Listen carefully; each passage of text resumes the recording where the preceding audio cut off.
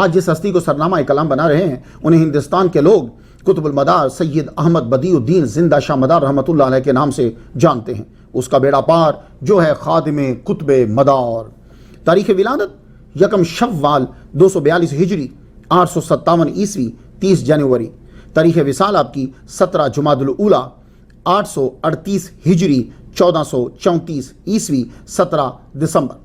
آپ کی ٹوٹل عمر تقریباً 578 سال بنتی ہے۔ جب پیراں عبد القادر گیلانی رحمۃ اللہ علیہ پیدا ہوئے 470 ہجری میں، اس وقت شاہ مدار قطب المدار کی عمر 228 سال تھی۔ آج 2017 میں آپ کو انتقال کیے ہوئے 583 شمسی سال ہو چکے ہیں اور 600 قمری سال ہو چکے ہیں۔ آپ کا مزار موجودہ ملک ہندوستان کی ریاست اتر پردیش کے ضلع کانپور کے قصبہ مکنپور میں ہے۔ گفتگو آگے بڑھانے سے پہلے ہم نام سے برکت حاصل کر لیں۔ سید، آپ کو سید اس لیے کہا جاتا ہے کہ آپ والد اور والدہ دونوں کی طرف سے حضور صلی اللہ علیہ وآلہ وسلم کی بیٹی فاطمہ الزہرا رضی اللہ تعالیٰ عنہا کی اولاد میں شامل ہیں۔ والد کی طرف سے آپ حسینی سید ہیں، حضرت بی بی فاطمہ بنت محمد صلی اللہ علیہ وسلم، ان کے بیٹے امام حسین علیہ السلام، ان کے بیٹے امام زین العابدین، ان کے بیٹے امام محمد الباقر، ان کے بیٹے امام جعفر صادق، ان کے بیٹے سید اسماعیل، ان کے بیٹے سید محمد، ان کے بیٹے سید احمد، ان کے بیٹے سید ظہیر الدین، ان کے بیٹے سید بہاؤدین، ان کے بیٹے سید علی حلبی، ان کے بیٹے سید بدیع الدین احمد زندہ شاہ مدار رحمۃ اللہ علیہ۔ یہ والد کی طرف سے۔ والدہ ماجدہ کی طرف سے آپ حسنی سید ہیں، حضرت بی بی فاطمہ بنت محمد صلی اللہ علیہ وآلہ وسلم، ان کے بیٹے امام حسن، ان کے بیٹے حسن مصنع، ان کے بیٹے عبد المہد، ان کے بیٹے ابو القاسم، ان کے بیٹے سید ابو یوسف، ان کے بیٹے سید ابو صالح، ان کے بیٹے سید ابو محمد، ان کے بیٹے سید زاہد، ان کے بیٹے سید عبداللہ، ان کی صاحبزادی والدہ ماجدہ سیدہ طیبہ طاہرہ فاطمہ تبریزی، ان کے بیٹے سید بدیع الدین احمد زندہ شاہ مدار رحمۃ اللہ علیہ۔ یہ والدہ کی طرف سے۔ بات سمجھ میں آئی؟ اب بدیع الدین یہ مرکب ہے، بدی اور دین، دین کا بدی۔ تو بدی کا معنی کیا ہے؟ بدی صرف مشبہ کا صیغہ ہے، اس کی جمع بدائے آتی ہے۔ قرآن مجید میں آتا ہے بدیع السماواتی والارض، بدی اللہ کے ناموں میں سے ایک نام ہے۔ بدیع السماواتی والارض کا معنی کیا ہوا؟ کہ آسمانوں اور زمین کو پیدا کرنے والا بغیر نمونہ کے اور بغیر مثال کے۔ اب بدی کا معنی جب آپ عربک کی ڈکشنریز دیکھیں گے تو آپ کو یہ بھی ملے گا کہ بدی کا معنی لا مثیل لہ ولا شبیہ فی ذاتہ او صفاتہ او افعالہ، یہ بھی بدی کا معنی آپ کو ملے گا۔ بدی جو ہے یہ کبھی فاعل کے معنی میں آتا ہے اور کبھی مفعول کے معنی میں آتا ہے۔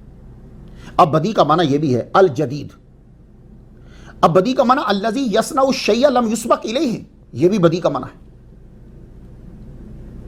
الذی خلق الاشیاء ابتداء لا علی مثال سابق، وہی جو میں آپ کو بتایا ہوں کہ یعنی بغیر نمونہ اور بغیر مثال کے کسی چیز کو بنا دینے والا، اور یہ صرف رب تعالیٰ کی ذات ہے۔ حقیقی طور پر بدی وہی ہے۔ تو بدیع الدین آپ کا نام، آپ کو لقب دیا گیا، دین کی محبت لوگوں کے دلوں میں اجاگر کرنے والا، کہ جن کو پہلے معلوم نہیں تھا، جن کو خبر تک نہیں تھی، اور ایسی ریاضت کی تصوف میں کم ہی مثال ہوگی۔ قطب المدار یہ ٹائٹل ہے جو آپ کے ذاتی نام کا حصہ بن گیا، یعنی اتنا نام احمد نہیں مشہور ہوا جتنا قطب المدار مشہور ہو گیا، تو ذاتی نام کے ہم پلہ ہو گیا۔ آپ صرف مدار شاہ قطب المدار بول دیجیے انڈیا کے اندر تو تمام ہندوستان کی ناگرک جو ہے وہ سمجھ جائے گی کہ کس کا نام لے رہے ہیں آپ، کہ کس کا تذکرہ ہو رہا ہے۔ اب قطب المدار جو ہے وہ صرف ایک ٹائٹل ہی نہیں، ایک اصطلاح بھی ہے۔ قطب المدار ایک اصطلاح بھی ہے۔ یہ روحانیت کے ماہرین ہی سے اب ہم پوچھ سکتے ہیں کہ بھائی اس اصطلاح کا معنی کیا ہوتا ہے۔ میں آپ کو بتا دوں یا کوئی عام آدمی بتا دے یا قطب المدار کا کوئی دیوانہ بتا دے، ان کی خاندان سے کوئی بندہ بتا دے؟ بھائی بہتر یہ ہے کہ ہم روحانیت کے ماہرین سے جا کر پوچھیں کہ اس اصطلاح کا معنی کیا ہے۔ تو چلیے اب چلتے ہیں۔ کچھ مشہور نام ہم لیتے ہیں. حضرت نصیر الدین چراغ دہلی ان کے خلیفہ ہیں. حضرت میر جعفر مکی. بحر المعانی یہ فارسی زبان میں ہے. تو اس میں ایک سوال کا جواب دیتے ہوئے فرماتے ہیں اے محبوب مجھ سے سن کہ اقطاب اور قطب المدار ان کے مراتب کیا ہیں. تو پھر خود ہی فرماتے ہیں کہ سادہ قطب وہ ہوتا ہے, صرف قطب وہ ہوتا ہے جو ولی کو مقام ولایت سے معزول کر سکتا ہے, اور قطب المدار وہ ہوتا ہے کہ وہ قطب کو بھی معزول کر سکتا ہے. تو معلوم یہ ہوا کہ قطب اور قطب المدار اصطلاح ہے اور مقام ہے, اور یہ قطب المدار اتنا فنا فی اللہ ہوتا ہے کہ محبوب بن جاتا ہے. یہی وجہ ہے کہ قطب المدار جب اللہ سے گزارش کرتا ہے تو اللہ تعالیٰ لوح محفوظ سے لکھا ہوا مٹا دیتا ہے, کیونکہ یہ اللہ کا محبوب ہے. یہ نہیں ہے کہ اللہ اس سے ڈر کے مٹاتا ہے, نہیں, اللہ اس کی محبت میں مٹاتا ہے. اسے قطب عالم بھی کہتے ہیں. چونکہ روحانی دنیا کے نظام کا دار و مدار اسی پہ ہوتا ہے, اس لیے اسے قطب المدار بھی کہتے ہیں. اب ایک اور حوالہ سن لیجیے. کتاب تفسیر عزیزی 29واں پارہ ہے, سورۃ المزمل, آیت نمبر 14. یوم ترجف الارض والجبال, اس دن زمین اور پہاڑ کانپیں گے. اس کی تشریح کرتے ہوئے یوم ترجف الارض والجبال, اس کی تشریح کرتے ہوئے کیا فرماتے ہیں کہ بھائی ظاہری ترجمہ تو یہ ہے کہ زمین اور پہاڑ کانپیں گے, پر زمین اور پہاڑ کیوں کانپیں گے؟ تو فرماتے ہیں کہ قطب مدار, اوتاد اور ابدال کی وفات کی وجہ سے, کیونکہ جب تک وہ زندہ تھے جہاں کا قیام تھا اور جہان میں سلامتی تھی, تو قطب مدار نہیں رہے گا جب تو سلامتی ختم. اب ابن عربی کی گفتگو سن لیجئے. شیخ اکبر کیا کہتے ہیں؟ ابن عربی, شیخ عربی قطب پہ گفتگو کرتے ہیں تو مراد ان کی قطب الاقطاب ہی ہے, جسے قطب عالم بھی کہا جاتا ہے. کچھ لوگ قطب المدار کہہ دیتے ہیں, قطب الاقطاب کہہ دیتے ہیں. تو خلاصہ سن لیجئے. آپ کے نزدیک قطب پوشیدہ رہتا ہے, کہ آپ کے نزدیک قطب جو ہے وہ پوشیدہ رہتا ہے. تو مشہور کب ہوتا ہے؟ آپ فرماتے ہیں کہ یہ بندہ قطب تھا, یہ شہرت اس وقت ہوتی ہے جب وہ دنیا سے چلا جاتا ہے. تو قطب المدار کی شہرت ہوئی دنیا سے جب تشریف لے گئے. ابن عربی کہتے ہیں کہ قطب مشہور ہوتا ہے جب وہ دنیا سے چلا جاتا ہے, جب وہ قبر میں قیام کرتا ہے. جب اللہ کسی کو قطب بناتا ہے, یہ جو لفظ قطب وہ استعمال کر رہے ہیں نا, اس سے مراد ان کی قطب الاقطاب ہے, جسے ہم قطب المدار کہتے ہیں. کہتے ہیں جب اللہ کسی کو قطب بناتا ہے تو اپنی جناب میں خاص تخت اسے عطا فرماتا ہے, اور تمام اولیاء اس کا ساتھ دیتے ہیں, یعنی اولیاء قطب المدار کے انڈر میں ہیں.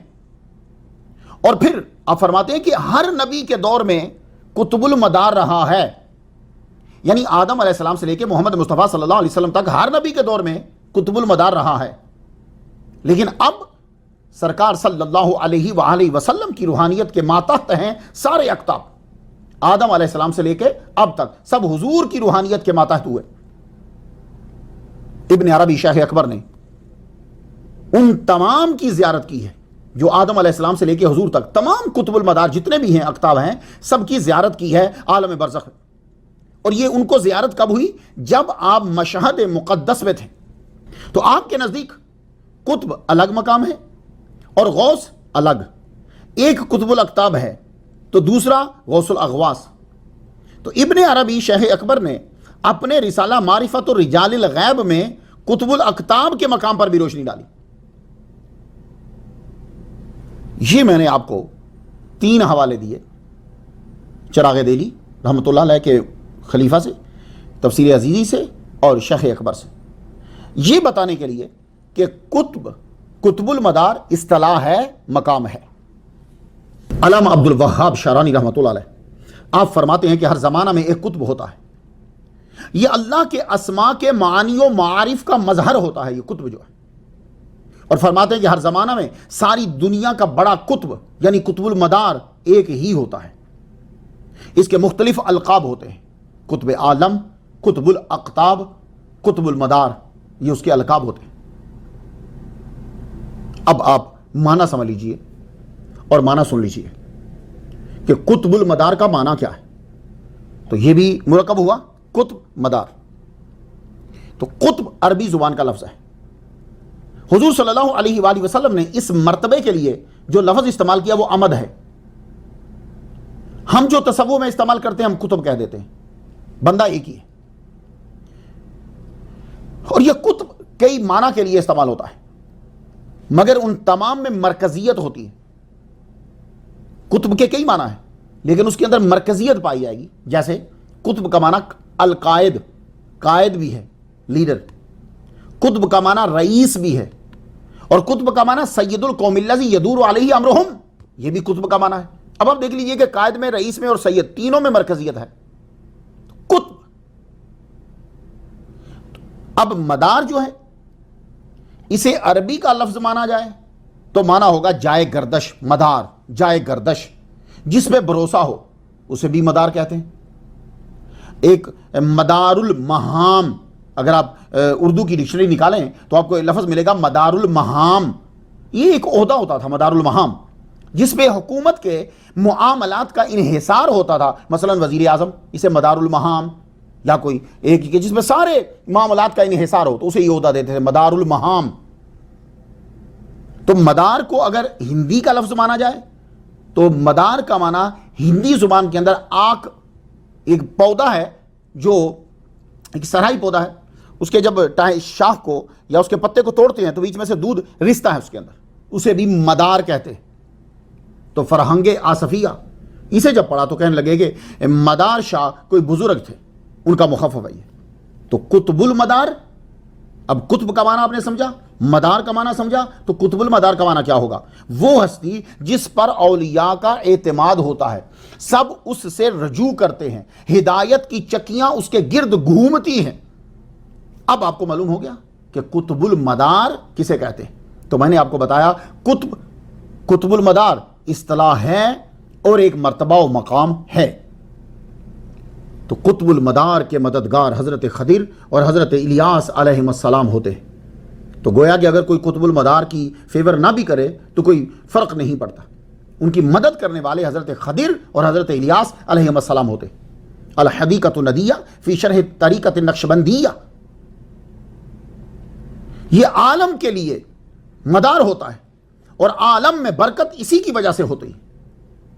شیخ عبدالرزاق کاشانی فرماتے ہیں القطب فی اصطلاح القومی اکمل الانسان متمکن فی مقام الفردیت تدور علیہ احوال الخلق. یہ میری بڑی پسندیدہ تشریح ہے قطب کے بارے میں.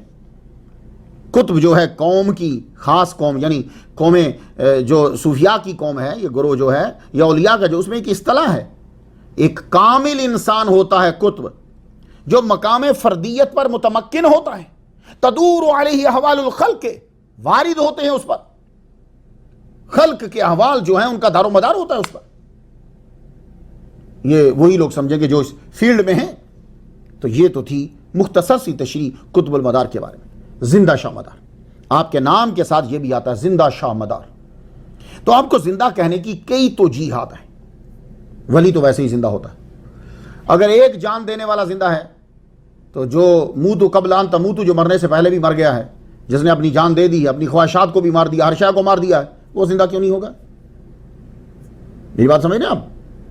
تو کئی توجیہات ہیں. اب جو مشہور ہیں وہ میں آپ کی نظر کر دیتا ہوں. تو مریدین کا عقیدہ یہ ہے کہ آپ اسی طرح تصرف فرماتے ہیں جیسے زندگی میں تصرف فرماتے تھے. ایک توجیہ یہ کہ آپ کا تصرف, کیونکہ کچھ کا تصرف کم ہوتا ہے, کچھ کا تصرف زیادہ ہوتا ہے. اس کی مثال جیسے زندہ لوگ ہیں. اب کچھ بندے ہم زندہ میں وہ ہیں کہ جن کی طاقت زیادہ ہے, پہنچ اپروچ زیادہ ہے. کچھ زندہ لوگ ایسے ہوتے ہیں جن کی پہنچ اور اپروچ کم ہوتی ہے. بے نہیں, روحانیت میں بھی یہی ہے کہ کچھ اولیاء ہیں ان کا تصرف زیادہ ہوتا ہے, کچھ کا تصرف جو ہے وہ کم ہوتا ہے. تو زندہ شاہ مدار رحمۃ اللہ علیہ کو زندہ کہنے کی وجہ یہ ہے کہ آپ کا تصرف انتقال کر جانے کے بعد بھی اتنا ہے جتنا انتقال کرنے سے پہلے تھا. انتقال سے مراد جگہ کو چینج کرنا, منتقل ہونا. اور ایک وجہ یہ بیان کی جاتی ہے کہ جس طرح حضور صلی اللہ علیہ وآلہ وسلم غار ہرا میں چلہ کاٹا کرتے تھے, آپ بیٹھتے تھے وہاں, یہ چلے کا ایک لفظ استعمال کر رہا ہوں, تو آپ وہاں بیٹھتے تھے, اسی طرح اس یاد کو تازہ کرنے کے لیے سید احمد بدیع الدین قطب المدار جو ہیں وہ بھی کیا کرتے تھے؟ بنا سانس لیے 6 ماہ 7 ماہ 8 ماہ ایک غار میں بیٹھ جاتے تھے. تو آدمی جو ہے وہ دنیا کے اندر، ہم لوگ زندگی میں محتاج ہیں کہ ہماری زندگی برقرار ہے، سانس لینے میں محتاج ہے، تو لیکن آپ محتاج نہیں تھے. بنا یہ اب سے دم جو ہوتا نا، بنا سانس لیے 6 ماہ گزار دیتے تھے. ہندو جوگیوں کو اس پہ عبور ہوتا ہے، سنیاسیوں کو. تو آپ فرماتے تھے یہ کوئی کمال ہے، ہمارے مقابل کر کے دکھاؤ. زندگی سانس لینے سے نہیں ہوتی، زندگی اللہ کے دینے سے ہوتی ہے. اب بتاؤ کہ جو مرغی کا انڈا ہے، وہ انڈے کے اندر جو بچہ ہوتا ہے وہ کہاں سے سانس لیتا ہے؟ تو معلوم یہ ہوا کہ زندگی سانس لینے سے نہیں، اللہ کے دینے سے ہوتی ہے. تو قطب المدار اس مقام پر تھے کہ آپ محتاج نہیں تھے، اس لیے بھی آپ کو زندہ کہا جاتا ہے. اب اعتراض کرنے والوں کو تو کھلی چھٹی، آپ جہاں چاہیے اعتراض کیجئے. مکن پور، اس کا نام پہلے خیر آباد تھا. مکن پوری یہ آپ کے نام کے ساتھ آتا ہے نا، تو مکن پور جو ہے یہ جگہ کا نام ہے. یہ موجودہ ہندوستان کی ریاست اتر پردیش کے ضلع کانپور کا شہر ہے. کہا جاتا ہے کہ یہ آپ کے ایک مرید کے نام پر یہ نام رکھا گیا. نام سے برکت حاصل کی. شاہ مدار، قطب المدار کا نام ہی بڑا پاورفل ہے.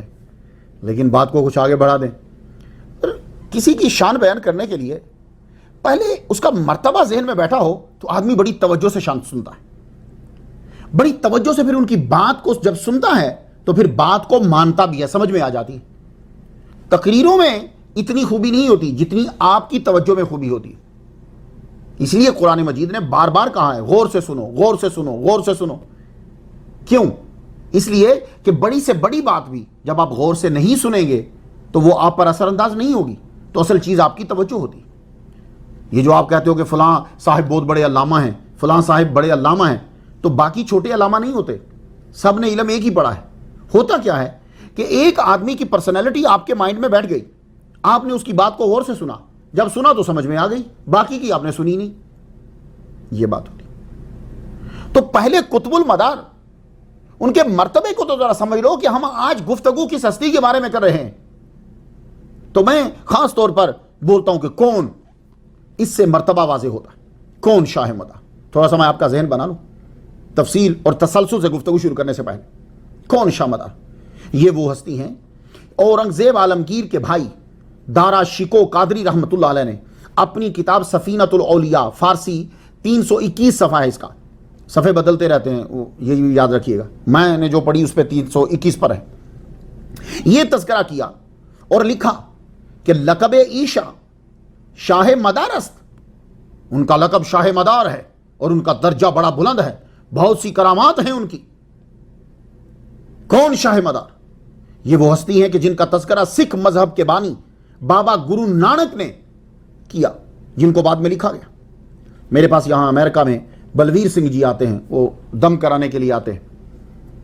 تو ان سے میں نے ایک دن کہا، بلویر جی میں گرمکھی نہیں پڑھ سکتا، پنجابی کا تو میں پروفیسر رہا ہوں، میں نے کہا میں گرمکھی نہیں پڑھ سکتا، تو آپ ذرا کتاب میں شاہ مدار رحمۃ اللہ علیہ کا ذکر ڈھونڈ کے مجھے دیجئے، کیونکہ وہ گرمکھی میں لکھی ہوئی ہے. تو انہوں نے 13 مئی 2017 کو مجھے فون کیا، کہنے لگے جی ڈھونڈ لیا. تو قطب المدار کے ماننے والے حوالے کے ساتھ گفتگو ذرا یاد رکھیے. کہنے لگے ڈھونڈ لیا. ساکھی مدینے دی 17واں سوال 17واں سوال، جنم ساکھی کتاب صفحہ 244، اس کے اوپر کیا لگے شاہ مدار کا ذکر ہے. اور انہوں نے ذکر بابا نانک نے یوں کیا ہے، شاہ مدار سندھ تک آئے، پھر مقامی پیس بنا کے ہندوستان وچ آئے، ایک اجمیر آ گیا تے دوجا مکن پور چلا گیا. کتنے واضح لفظ ہیں یہ. اور یہ بلویر سنگھ جی نے پڑھ کر مجھے بتایا، وہ بڑی کتابیں پڑھتے رہتے ہیں، آپ جنم ساکھی کو بہت پڑھتے.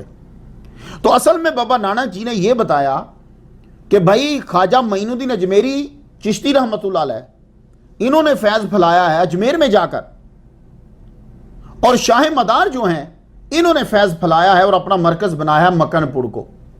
تو شاہ مدار قطب المدار رحمت اللہ علیہ وہ ہیں کہ جن کا ذکر سکھوں کے بانی بابا گرو نانک نے کیا ہے. کون شاہ مدار؟ یہ وہ ہستی ہیں جن کا ذکر سلسلہ اشرفیہ کے بانی شاہ سمنان نے کیا، جسے ان کے خلیفہ و مرید حضرت نظام یمنی نے لطائف اشرفی میں تحریر کیا۔ سید اشرف جہانگیر سمنانی رحمۃ اللہ علیہ نے بڑا عرصہ جو ہے وہ قطب المدار شاہ مدار رحمۃ اللہ علیہ کے ساتھ گزارا ہے، اور یہ سید اشرف جہانگیر سمنانی رحمۃ اللہ علیہ فرمایا کرتے تھے کہ بھائی بہت علم ہے ان کے پاس اور بہت سے علوم پر دسترس ہے ان کو، اور ان میں سے ایک علم کیمیا ہے، اور علم کیمیا کی ایک شاخ کیا ہے کہ آدمی سونا بنا لیتا ہے، یہ ایک شاخ ہے، اس کے اندر بہت ساری چیزیں آتی ہیں۔ تو شاہ مدار رحمۃ اللہ علیہ نے اشرف جہانگیر سمنانی رحمۃ اللہ علیہ کو خرقہ محبت عطا فرمایا ہے۔ تو کیا یار خرقہ محبت عطا فرمایا تھا کہ آج بھی نسل نے حق ادا کر دیا کہ وہ محبت آج بھی برقرار ہے۔ یہ ولیوں کو معلوم ہوتا ہے کہ کون سا خرقہ کس کو دے رہا ہے۔ تو اشرف جہانگیر سمنانی رحمۃ اللہ علیہ کو وہ خرقہ نہیں دیا، محبت کا خرقہ دیا، اور آج دیکھ لو میاں سید ہاشمی میاں ہوں، ان کے بیٹے و بھتیجے ہوں، یا ہمارے شیخ الاسلام ہوں، آج بھی محبت برقرار ہے۔ کیوں؟ انہوں نے دیا ہی خرقہ محبت۔ کون شاہ مدار؟ کون شاہ مدار؟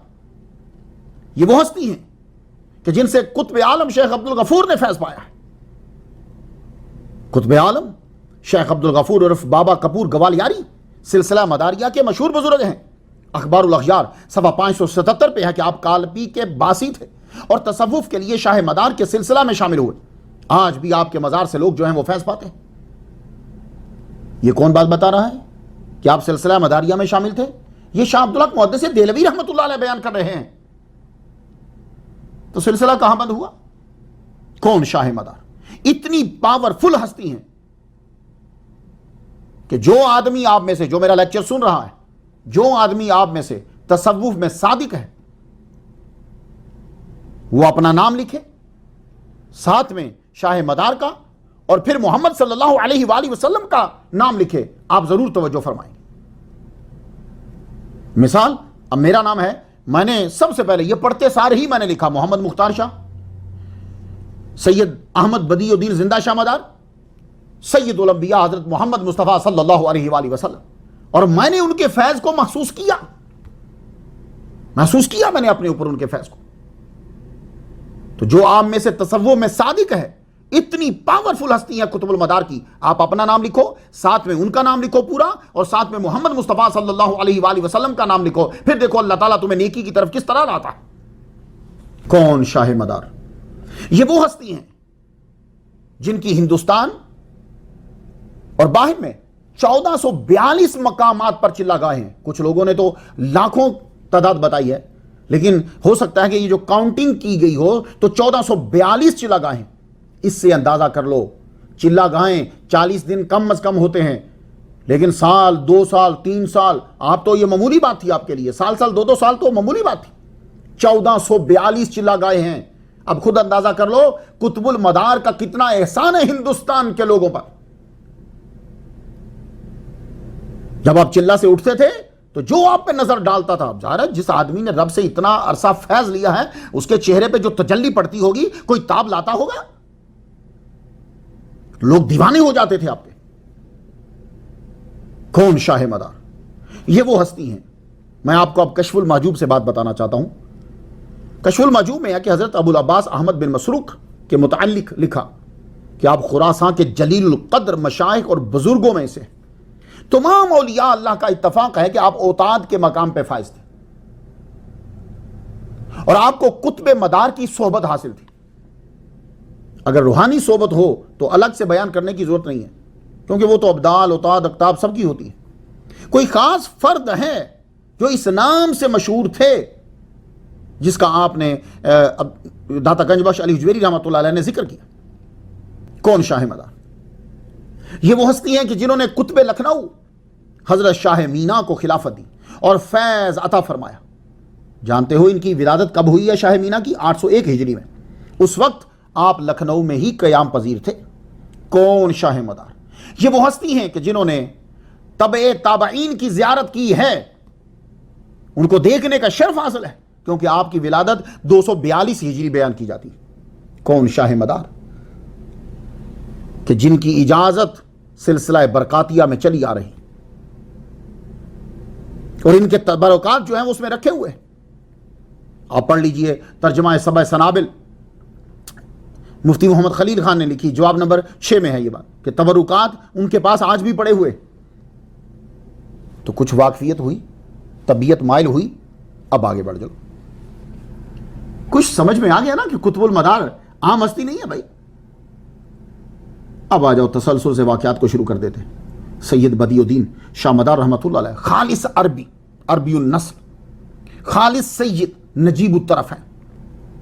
آپ کے والد گرامی سید علی رحمۃ اللہ علیہ جو قدوۃ الدین کے لقب سے مشہور ہوئے، یہ ہیں جو مدینہ سے شام کی طرف جنہوں نے ہجرت کی. اللہ تعالیٰ نے ان کو 3 بیٹے عطا فرمائے. بڑے بیٹے بدر الدین جو مشہور ہوئے، مدینہ میں دفن ہوئے. دوسرے بیٹے کا وصال شام میں ہوا. تیسرے بیٹے کا مزار قسطنطنیہ میں ہے. اللہ نے آپ کو پھر ایک بیٹا عطا فرمایا. اس بیٹے کی آمد سے پہلے ہی یہ الہام ہو گیا، اب جو تمہیں بیٹا دیا جائے گا وہ طویل زندگی لے کر آئے گا، بڑا مقام لے کر آئے گا.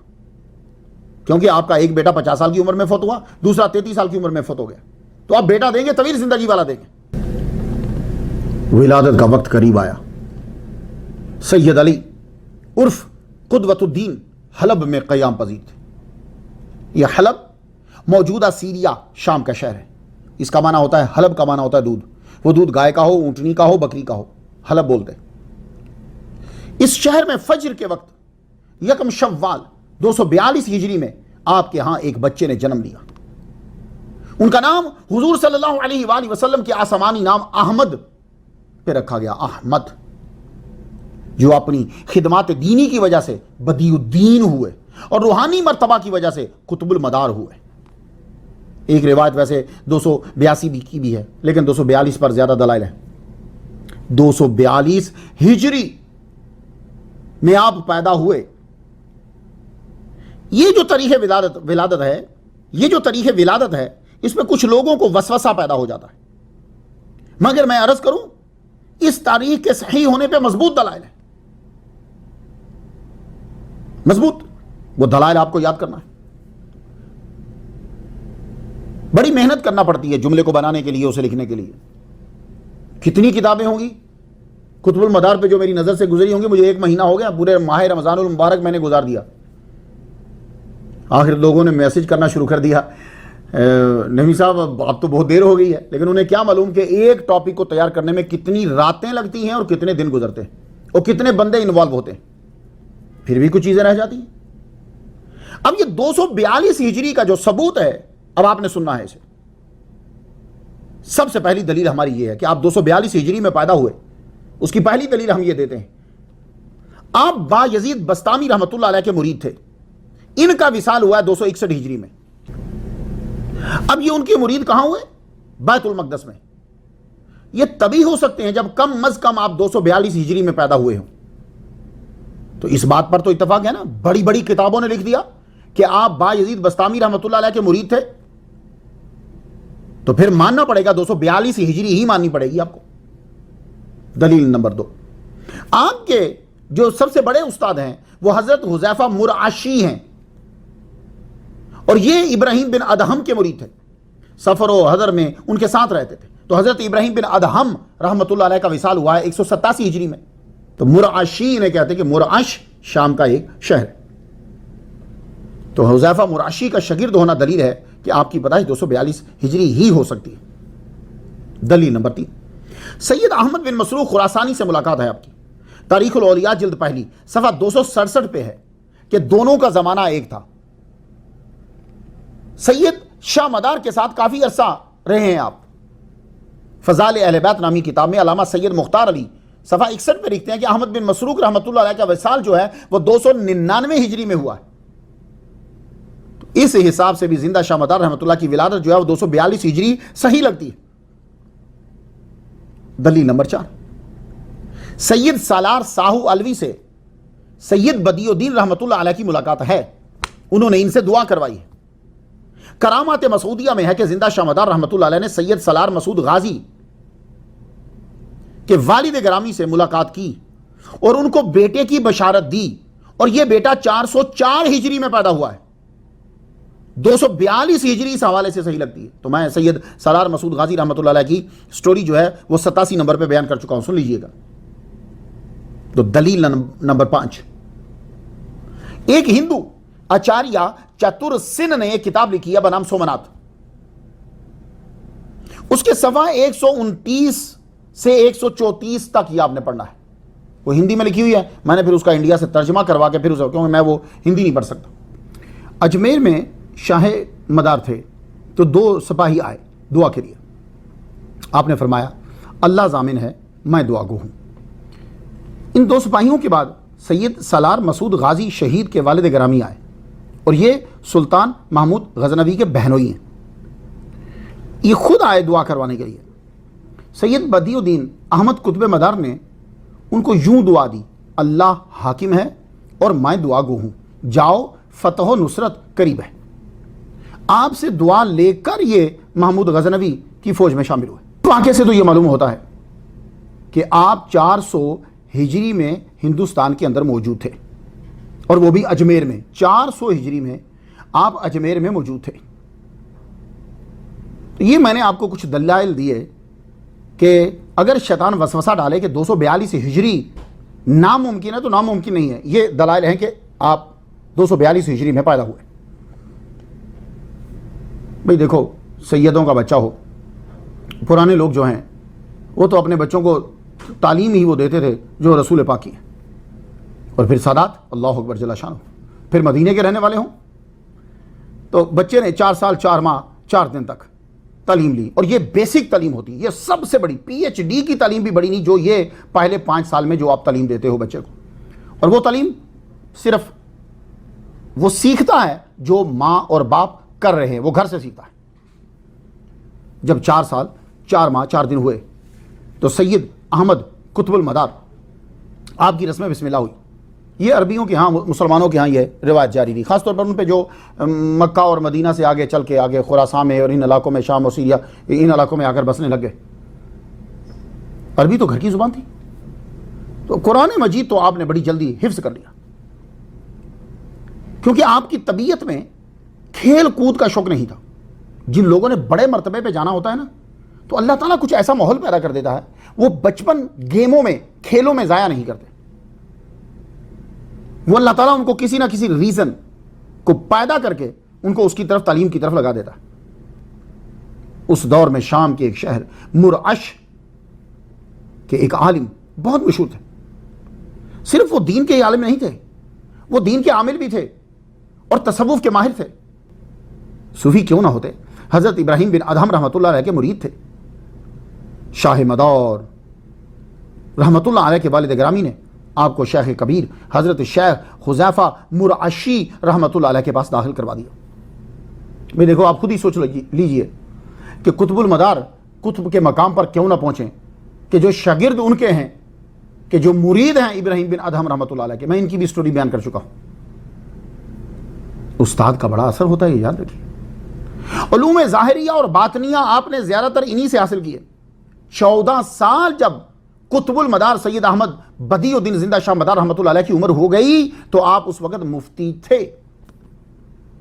آج کل کے مفتی کی بات نہیں کر رہا. اس دور کا مفتی وہی ہوتا تھا جو سارے علماء سے زیادہ نظر رکھتا تھا علم کے اوپر. تو آپ 14 سال کی عمر میں مفتی بن چکے. کیا مطلب مفتی بن چکے؟ یعنی فتویٰ دینے کی صلاحیت آپ میں پیدا ہو چکی اور علماء نے تسلیم کر لی. صرف مفتی ہی نہیں, مفسر اور محدث بھی تھے. الکرام تاریخ خلفائے عرب والاسلام صفحہ 493 پہ مولانا سید شاہ محمد کبیر فرماتے ہیں کہ 14 سال کی عمر میں آپ مستند عالم تھے. مولانا عبد الرحمن چشتی رحمۃ اللہ علیہ نے ایک کتاب لکھی ہے آج سے 374 سال پہلے 1064 ہجری میں.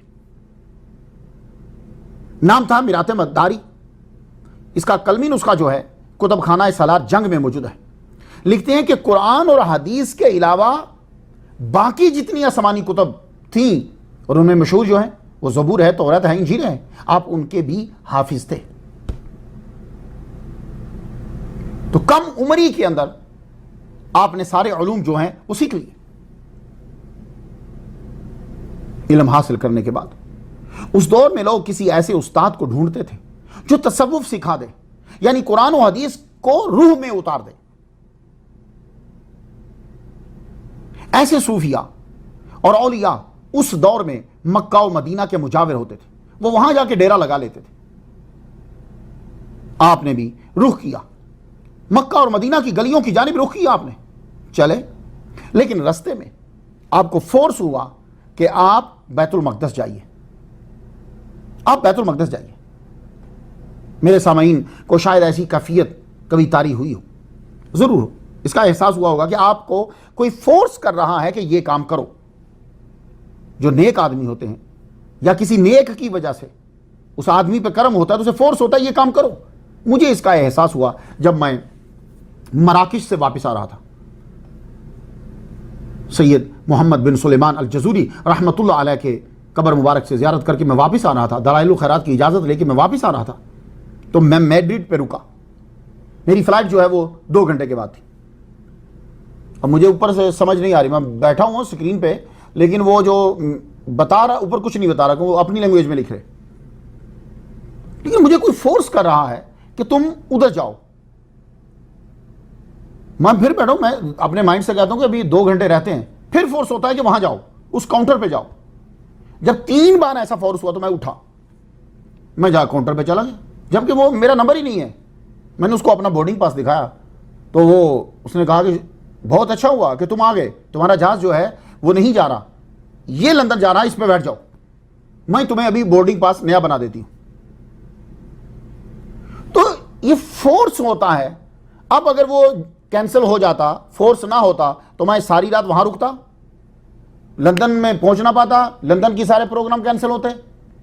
یہ اللہ پاک کرم فرماتے ہیں فورس. تو یہ فورس آپ کو بھی ہوا ہوگا. تو قطب المدار زندہ شاہ مدار رحمۃ اللہ علیہ، آپ کو فورس ہوا کہ بیت المقدس جائیے. آپ حجاز جانے کے بجائے بیت المقدس چلے گئے. بیت المقدس جب آپ پہنچے تو وہاں آپ کی ملاقات حضرت با یزید بستامی رحمۃ اللہ علیہ سے ہوئی. وہ اس وقت تشریف لائے ہوئے تھے وہاں. آپ ان کی محفل میں بیٹھے. مسجد اقصیٰ اور با یزید بستامی رحمۃ اللہ علیہ کی برکت، اللہ اکبر، برکت ہی برکت. آپ نے ان کی بائعت کی اور انہوں نے آپ کو خلافت عطا فرمائی. اللہ نے مجھے بھی سعادت عطا فرمائی ہے. 24 نومبر 2016 میں وہاں گیا ہوں. میں نے وہ جگہ دیکھی اور میں نے وہاں نماز ادا کی جہاں حضرت محمد مصطفیٰ صلی اللہ علیہ وآلہ وسلم نے نبیوں کو امامت کروائی ہے. وہاں اس جگہ پہ مجھے 2 نفل پڑھنے کا شرف حاصل ہوا. یہ سب ولیوں کا صدقہ ہے. تو قطب المدار زندہ شاہ مدار رحمۃ اللہ علیہ جہاں وہاں پھرے، میں نے وہ جگہ دیکھی، وہاں سے خلافت لی. پھر آپ نے اپنے پیر و مرشد کا ساتھ نہیں چھوڑا، آپ اپنے مرشد کے ساتھ ہی رہے. 261 ہجری میں جب وصال ہوا پھر آپ وہاں سے ہٹے. مرشد کے انتقال کے بعد اداس ہوئے. آپ کی عمر 19 سال تھی اس وقت. پھر آپ اپنے گھر واپس حلب آئے.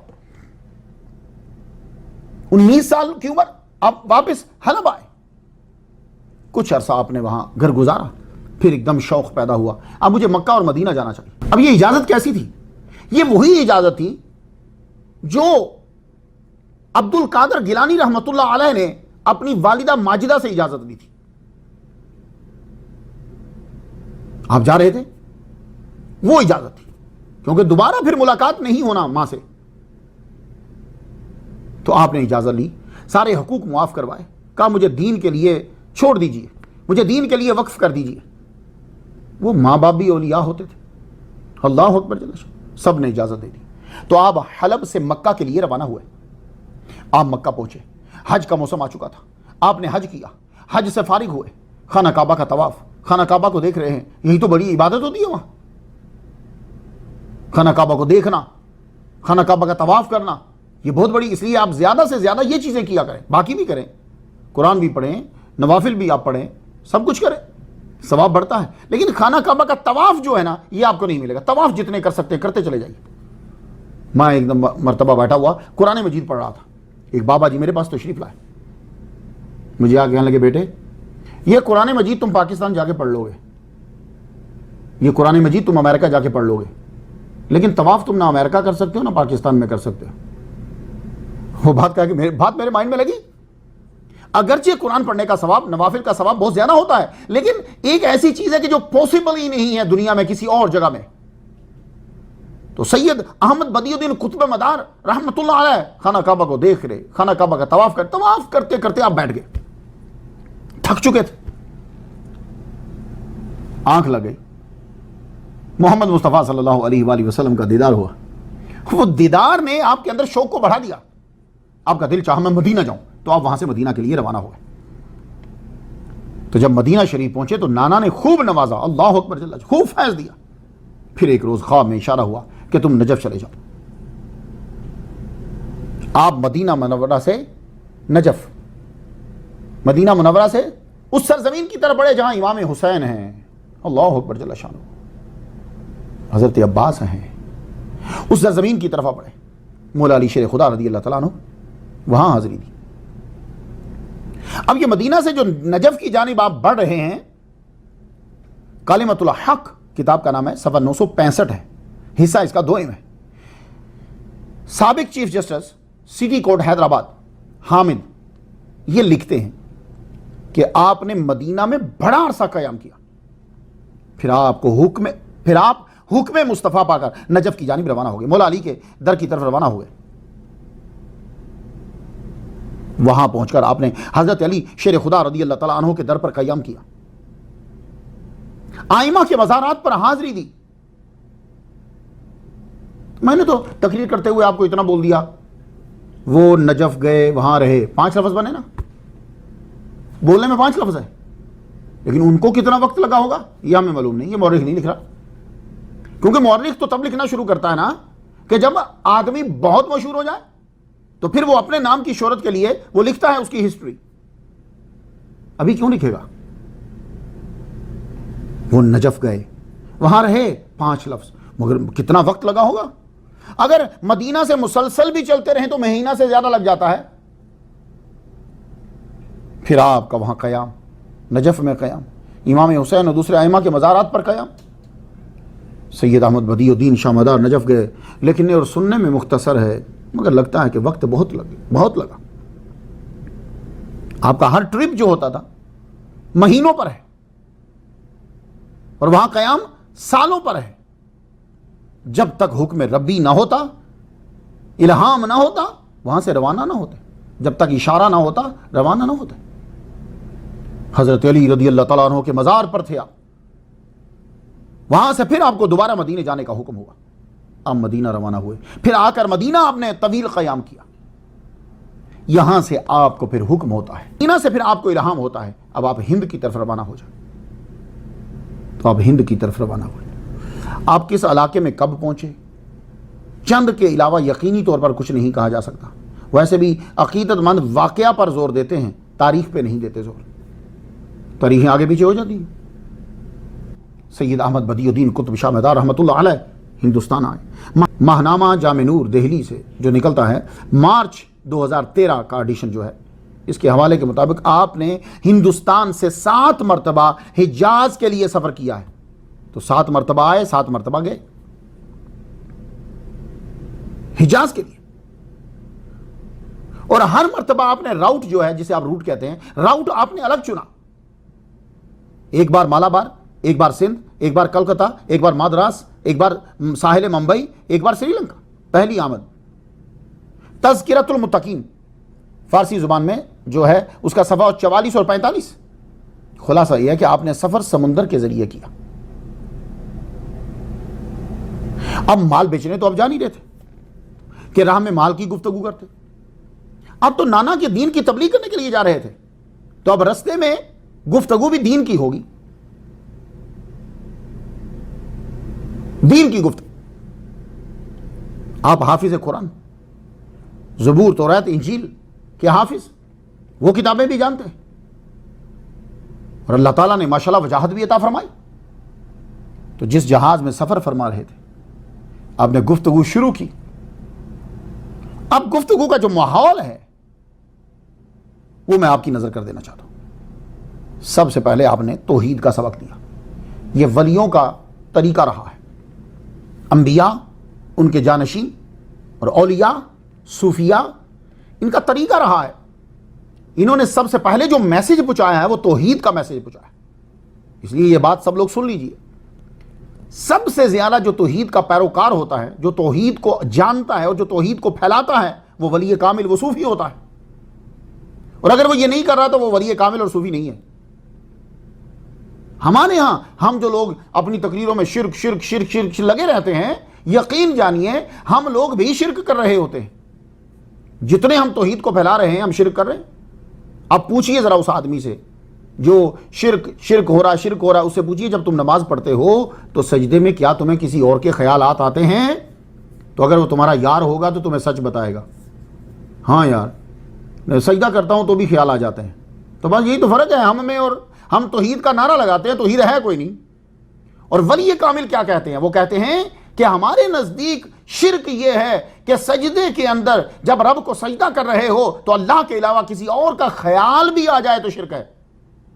صرف معبود ماننا ہی شرک نہیں، وہ کہتے ہیں کہ اللہ کے برابر کسی کا خیال آ جانا بھی شرک ہے. اس سے بڑی توحید کس کی کامل ہوگی؟ تو ہم اولیاء کرام کو اس لیے مانتے ہیں. وہ الگ بات ہے کہ ہمارے کرتوت اور ہماری عادتیں ٹھیک نہیں ہیں تو ہماری وجہ سے ان کو تو مورد الزام نہ ٹھہراؤ. اگر کسی کا بچہ خراب ہوتا ہے تو اس کی وجہ سے ابا خراب تو نہیں ہے، ابا کو تو نہیں جیل میں ڈالیں گے نا.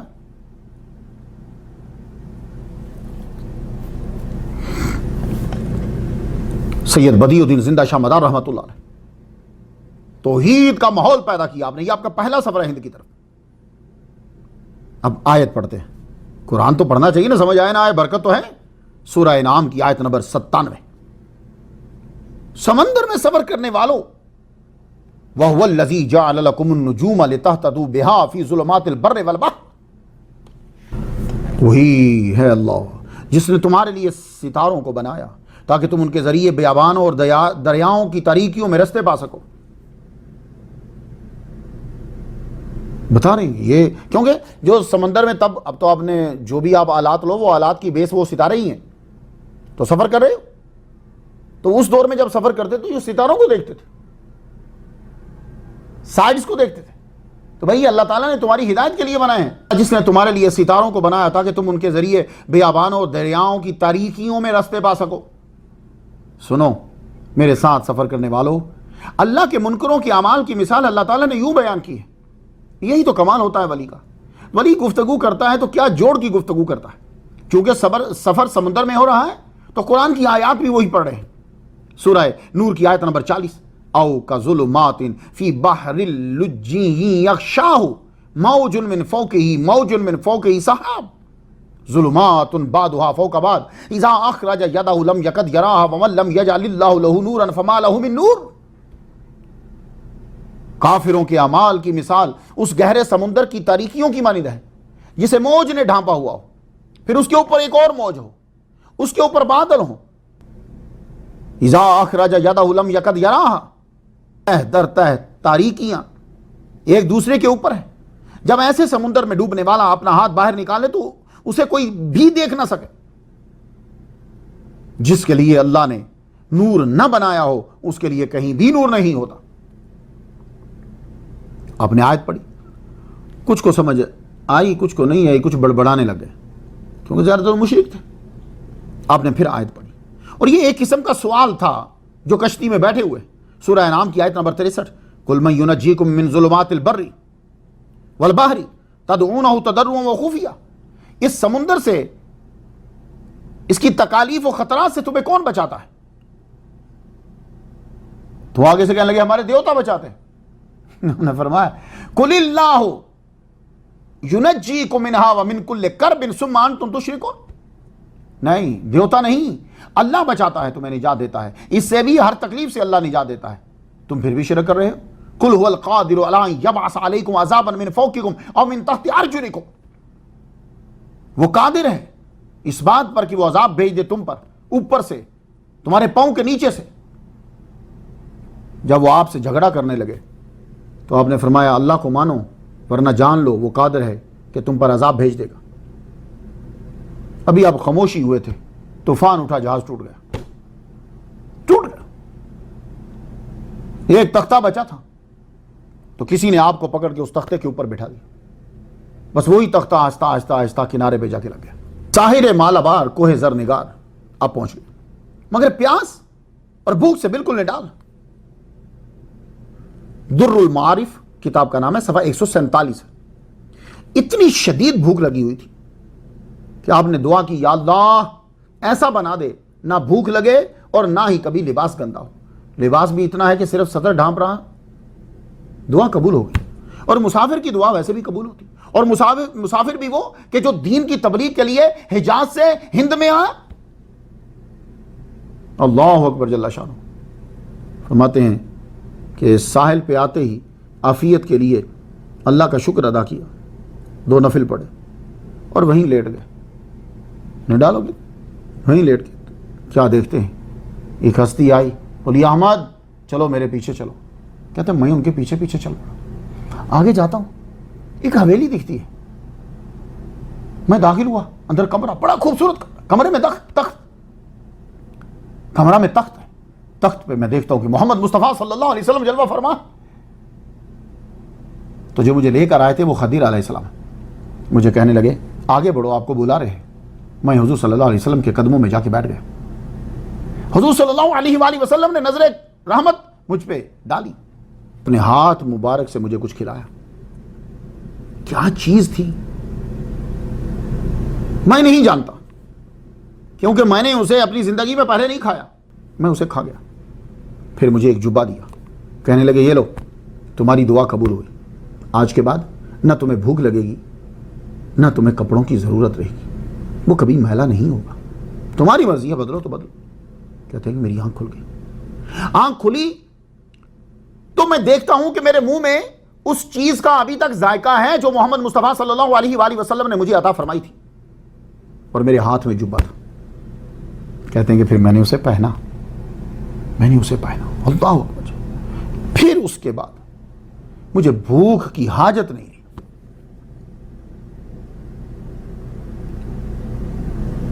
اور کپڑوں کی بھی میں جو پہن لیتا تھا وہ میلا نہیں ہوتا تھا, گندا نہیں ہوتا تھا, بدبودار نہیں ہوتا تھا. مجھے یوں لگتا ہے کہ یہ جو آپ کا پہلا سفر ہے, اس سفر میں آپ نے سمندر میں ہی 12 سال کا چلہ کاٹا ہے. کیوں؟ میں نے جب شاہ عبدالحق محدث دہلوی رحمۃ اللہ علیہ کی کتاب اخبار الاخیار کو پڑھا, اس کا صفحہ 350 ہے. وہ یہ کہتے ہیں کہ 12 سال تک آپ نے کچھ کھایا پیا نہیں, اور آپ نے سمندر کے اندر بڑا قیام کیا ہے. مجھے لگتا ہے کہ یہی پہلا ہے آپ کا.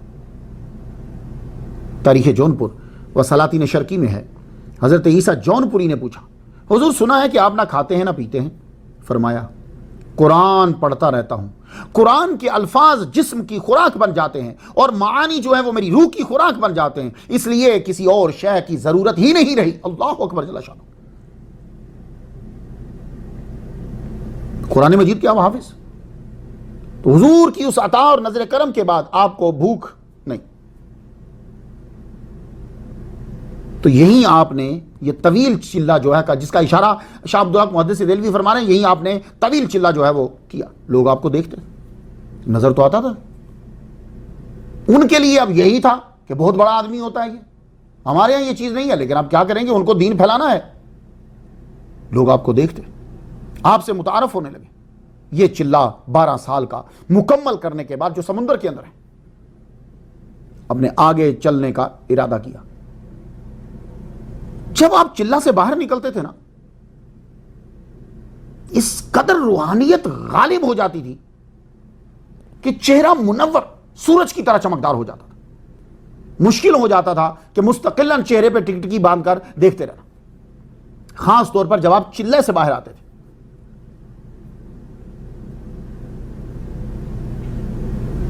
میں تو یہ کہتا ہوں کہ آپ کا چہرہ اصل میں کرامت بن گیا تھا.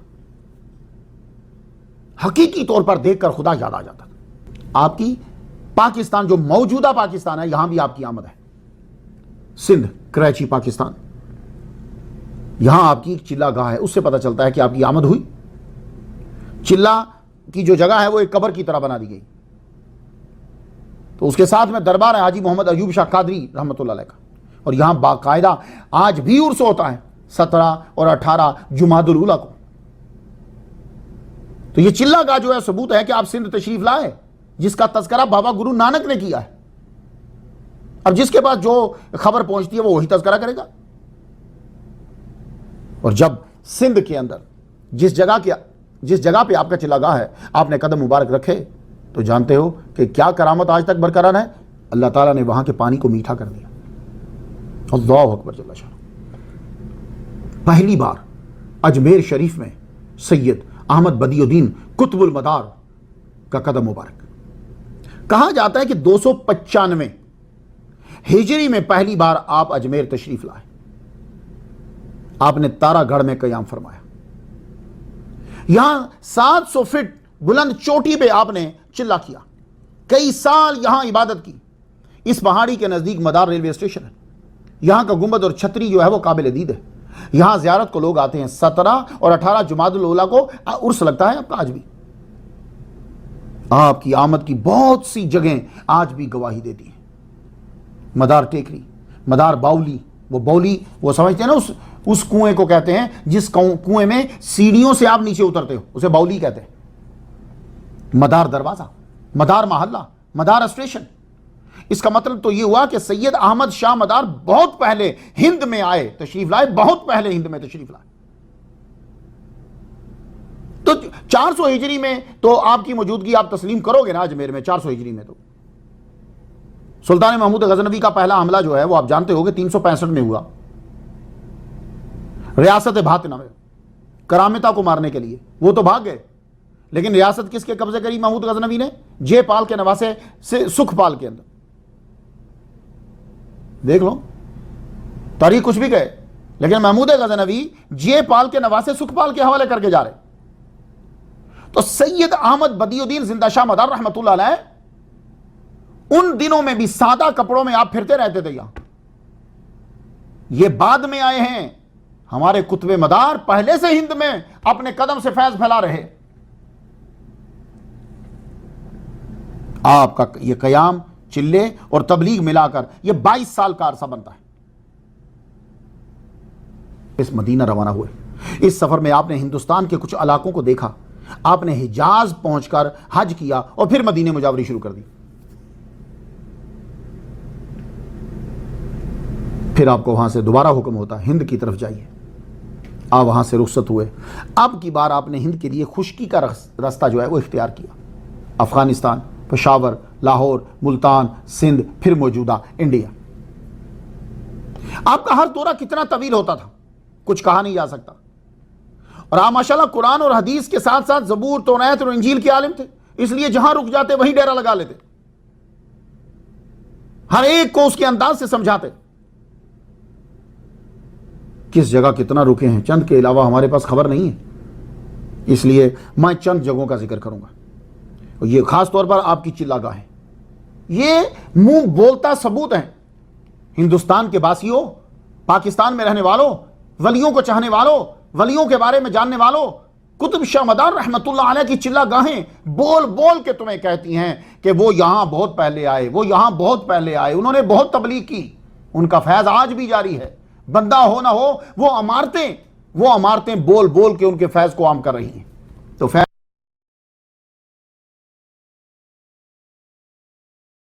بند نہیں ہوا.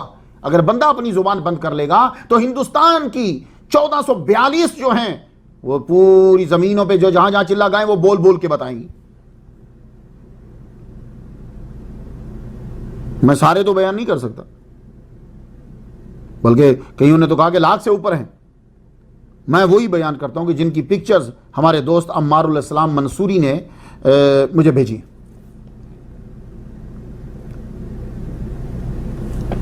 کھمبات یہاں ایک چلاگاہ ہے آپ کی. رتلام یہاں چلاگاہ ہے آپ کی. پونا مہاراشٹرا میں چلاگاہ ہے. مدار چلا مسجد بریلی میں چلاگاہ ہے.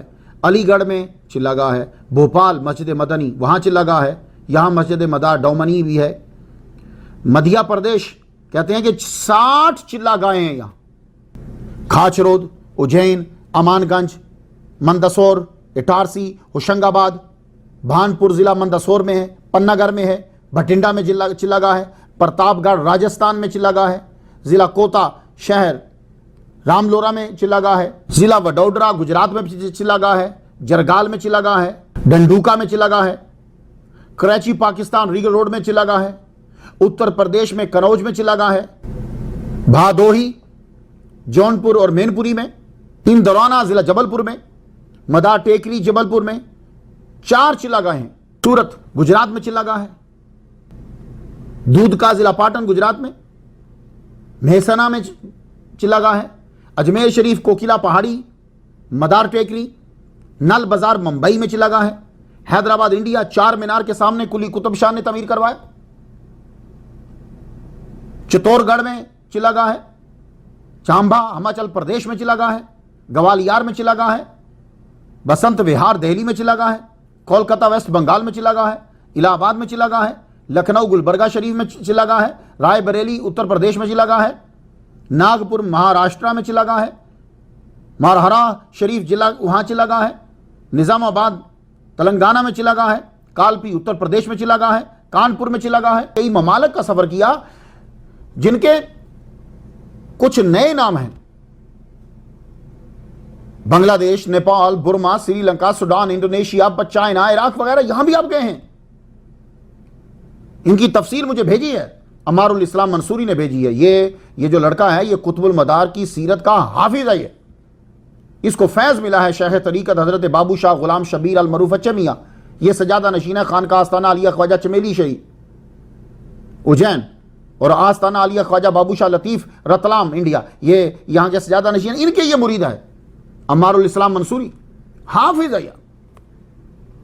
तो इसके पास ये सारी चीजें पड़ी हैं और उनके खानदान के पास तो और ज्यादा चीजें पड़ी होंगी।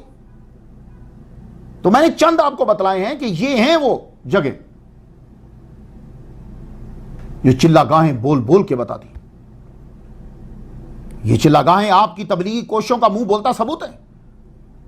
ये चिल्ले 40 दिन के भी होते होंगे, 40 हफ्तों पे भी वही, बल्कि बाज़ औक़ात तो लगता है कि सालों वहां एक जगह पे आप रुक जाते थे, क्योंकि आजकल तो वैसे तो चिल्ला बोलते हैं 40 को, लेकिन अब उस अमल को चिल्ला बोलते हैं। आज तनख्वाह लेकर सपोर्ट लेकर तबलीग करना आसान है, लोगों से पैसे लेकर तबलीग करना आसान है। आंखें बंद करो और तसव्वुर करो कि हिंदुस्तान के अंदर कोई इस्लामी हुकूमत अभी तक नहीं है। कोई होगा जो शायद जानता होगा उस दौर में कुतुब शाह मदार, कुतुबुल मदार सैयद अहमद बदियुद्दीन रहमतुल्लाह अलैह, आप यहां इस्लाम की तबलीग कर रहे हैं। जरा तसव्वुर करो, एतराज मत करो, तसव्वुर करो। खुद को ले जाओ, अगर ले जा सकते हो पीछे ले जाओ। मैं दावे से कहता हूं कि जब तुम उस दौर में खुद को ले जाओगे, यकीनन तुम अपना सर झुका दोगे। आपने पालनपुर में कयाम किया। यह मैं चंद नाम लेता जा रहा हूं कि जो मुझ तक पहुंचे हैं। पालनपुर में एक और जगह हमें मिलती है, आप वहां गए? 6ठी सदी हिजरी में आप हज को गए तो मदीना शरीफ में इत्काफ में बैठ गए। हुजूर सल्लल्लाहु अलैहि वसल्लम से की तरफ से फिर इशारा होता है कि मुस्तकिल अब आप हिंद में चले जाओ। अल्लाहु अकबर जल्ल शाह।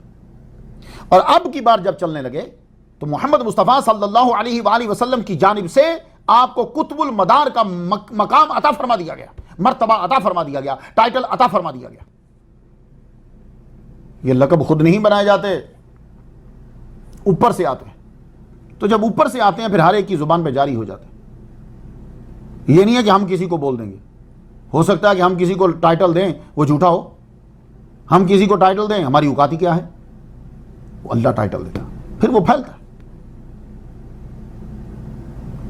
तो आप जब पालनपुर में तशरीफ लाते हैं तो यहां के राजा बलवान ने आपके हाथ पर इस्लाम कबूल किया। यहां से आप इलाका मेवात में गए, एक जगह आपने कयाम किया। उस दौर में डाकू होते थे, कोई काफिला जा रहा हो, किसी ऐसी जगह में पहुंचे कि जहां से मदद देर से पहुंचे, वो काफिला लूट लेते थे। तो सैयद अहमद बदियुद्दीन जिंदा शाह मदार रहमतुल्लाह अलैह, चंद आपके साथ आदमी, आप वहां रुके। डाकुओं ने समझा कि कोई काफिला जा रहा है, लूटने की कोशिश की। तो जो ही वो इस काफिले की तरफ बढ़ते थे, अंधे हो जाते थे,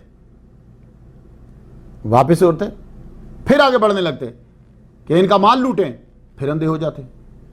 तीसरी मर्तबा फिर जब बढ़ने लगे फिर अंधे हो गए। अब कहने लगे यार माल नहीं लूटते, वैसे देखें तो सही हैं कौन। तो जब नीयत बदली तो अब आप अंधे नहीं हुए, आगे बढ़ गए।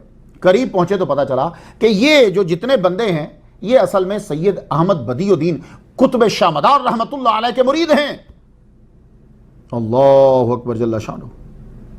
سب لوگ جو ہیں وہ جھکے آپ کے آگے. مسلمان بھی ہوئے ان میں سے, مرید بھی ہوئے, اور یہ لوگ آج بھی 52 گور کے نام سے مشہور ہیں. دوسری بار اجمیر شریف میں آپ کی آمد, یہ 585 ہجری ہے دوسری بار جب آپ تشریف لائے. اگر یہ تاریخ ٹھیک ہے تو اس وقت سید احمد بدیع الدین زندہ شاہ مدار رحمۃ اللہ کی عمر 343 سال تھی, اور خواجہ معین الدین اجمیری چشتی رحمۃ اللہ علیہ کی عمر 49 سال تھی. اس بار جب آپ اجمیر میں تشریف لائے, آپ نے کوکیلا پہاڑی پر چلا شروع کیا. خواجہ صاحب کو معلوم ہوا آپ کا. خواجہ صاحب خواجہ معین الدین اجمیری چشتی رحمۃ اللہ علیہ آپ سے ملنے کے لیے آئے. 343 سال اس وقت عمر ہے قطب شاہ مدار رحمۃ اللہ علیہ کی, تو کیا آپ ولیوں سے یہ توقع کریں گے کہ وہ اپنے بڑے سے ملنے نہیں جائیں گے؟ نہیں, ایسا نہیں یار. ولی ہوتا ہے جی, وہ مولوی نہیں ہوتا, عام آدمی نہیں ہوتا, وہ اخلاقیات کا پیکر ہوتا ہے. آپ گئے. اس بار شاہ مدار رحمۃ اللہ علیہ نے کوکیلا پہاڑی پر جو چلا کیا تھا, خواجہ اجمیری ملنے آئے. 3 دن اور 3 رات آپ کے ساتھ خواجہ معین الدین اجمیری چشتی رحمۃ اللہ علیہ نے گزارے شاہ مدار کے ساتھ. کیونکہ یہاں کا جو ماحول تھا نا ہندوستان کا, وہ یہ تھا کہ یہ اسی کو بڑا سمجھتے تھے, پاورفل سمجھتے تھے, کہ جو چلے کرتا ہے, جو اپنا سانس بند کر لیتا ہے. تو اولیاء کرام نے کہا کہ ہم تو سچے ہیں, جب یہ اسی کو مان رہے ہیں تو ان کو اسلام کی تبلیغ اس ذریعے سے کرتے ہیں. تو جو جوگی ہوتے تھے وہ پریشان ہو جاتے تھے اولیاء کرام کے چلوں سے, کیونکہ ان کے پاس تو اللہ تعالیٰ کی مدد ہوتی تھی. تو ایک جوگی نے جب آپ کا چلہ سنا, کہنے لگا اچھا امتحان لیتے ہیں, یہ لوگ اکثر ہمارا امتحان لیتے ہیں. میں جب ایڈمز پیک پر پہنچا, آدم علیہ السلام کی چوٹی پہ پہنچا, تو وہاں جو چلہ کر رہا تھا وہ مجھے پوچھتا ہے, کہنے لگا بتاؤ کہ میں کس مقام پہ ہوں, یہ لوگ ہمارا امتحان لیتے ہیں. اب میں 4 گھنٹے کا سفر کر کے آدم علیہ السلام کے وہ پاؤں مبارک کے نشان پر جہاں پہنچا جو ان سے منسوب ہے, اور وہ مجھ سے یہی کویشچن کر رہا ہے, تو بتا میرا مقام کہاں ہے. اجمیر میں جب آپ چلا کر رہے تھے تو ایک جوگی نے کیا کیا کہ آپ کو نیچا دکھانے کے لیے, کہیں لوگوں کی نظر ہی کوئی نہیں ہے, اس نے لوہے کے دانے چنے کا رنگ کر کے اس کے اوپر وہ لے کر گیا, ساتھ اپنے بندے بھی لے گیا, کہ دیکھو جب یہ دانے اٹھا کر منہ میں ڈالنے لگے گا تو تم سارے ہنسنا مذاق اڑانا. لے کر گیا. اور جو ہی اس نے وہ رنگ کیے ہوئے ہیں, وہ لوہے کے دانے, وہ لوہے کے بال جو ہیں آپ کے سامنے رکھے, جی آپ کے لیے چنے لایا ہوں. آپ نے فرمایا ہمارا روزہ ہے, ہم نہیں کھاتے. لیکن رکو, آپ نے اٹھا کر اس کو زمین میں بو دیا.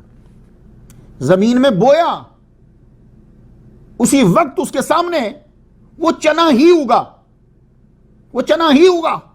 یہ اس آدمی کا دیکھنا تھا, وہ قدموں میں گر گیا چکی.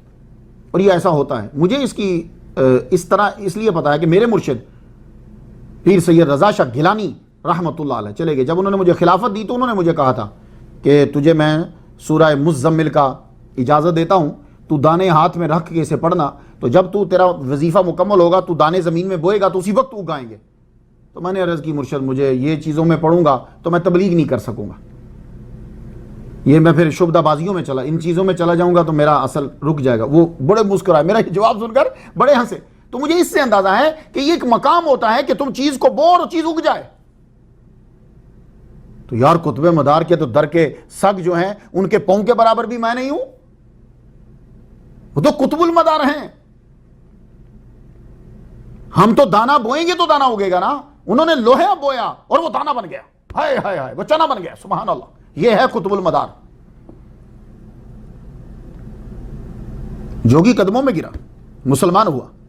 تو اجمیر میں, راجستھان میں اسلام پھیلانے والے جو بانیان ہیں ان کی جب لسٹ تیار کرو گے تو جو پہلے نام آئیں گے ان میں قطب المدار کا نام ضرور لکھنا پڑے گا آپ لوگوں کو.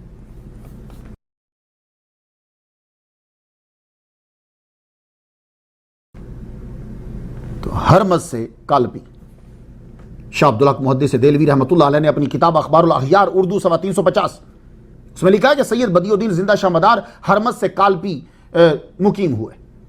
یہ کالپی قدیم دور میں اسے کالپ دیو کی کالپی کہتے تھے, یہ اس کا نام تھا. चौथी सदी ईस्वी में इसकी बुनियाद किंग वासुदेव ने रखी।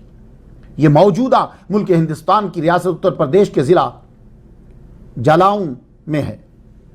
यह कालपी जो है ये यमुना जिसको अब हम बोलते हैं जमुना, गंगा, जमुना बोले, जमुना, ये जमुना नहीं असल में जामुना है और यमुना है। इस कसरत इस्तेमाल की वजह से ये जमुना हो गया। इसके दाहिनी किनारे पर यह वाक़या है कालपी। ऐसे लतीफ ऑफ अलीगढ़, इनका एक मजमून है a story of the Muslim cents of Kalpi. यह मजमून किसके अंदर है? यह मजमून है proceedings of the Indian history Congress, volume 33 है और 1971। अब आगे जरा सुन लीजिए, अब आगे सुन लीजिए, क्यों मैं कहता हूं कि इंडिया की हिस्ट्री में इस्लाम की तबलीग फैलाने वालों का जब नाम आएगा, कोई भी लिखने वाला हो, वो बाबा नानक हो, चतुरसेन हो, मुसलमान हो, उसे कुतुबुल मदार का नाम लिखना पड़ेगा, इनके फैज का तस्करा करना पड़ेगा। अब जरा सुन लो। One aspect of the cultural developments in Kalpi was represented by the activities of the mystics and saints who came and settled in Kalpi. These saints belonged to various Salasil, Chishti, Sorawardi, Zahidi, Shattari and Madari. आ गया ना? शाह बदियुद्दीन का नाम आ गया। तो proceedings of the Indian history Congress volume 33 1971, तो इसमें आप column निकालो a story of the Muslim cents of Kalpi, तो शाह मदार का नाम आ जाएगा। कुतुबुल मदार, पैरोकार का बेड़ा पार। कालपी जब आपकी आमद होती है तो गिरनार पहाड़ से सैयद जिंदा शाह मदार रहमतुल्लाह जब कालपी आए, ये बहुत बड़ा पहाड़ है। ये मैं समझता था कि मैं जो एडम्स पीक पर गया हूं बहुत ऊंचा, ये उससे भी बुलंद है, लोग जाते हैं खैर पर। तो इस पहाड़ से 10,000 से ज्यादा इसके स्टेप्स हैं, लोग अक्सर जाते हैं वहां। इस पहाड़ से वहां भी चिल्ला काटा, आप तशरीफ लाए नीचे, तो आप कालपी में पहुंचे। उस वक्त कालपी में हाकिम कादिर, उस वक्त कालपी का हाकिम कौन था? कादिर शाह बिन सुल्तान महमूद था, जो सुल्तान फिरोज शाह तुगलक के खानदान से था, कादिर शाह। अब यहां जरा रुकना पड़ेगा आपको।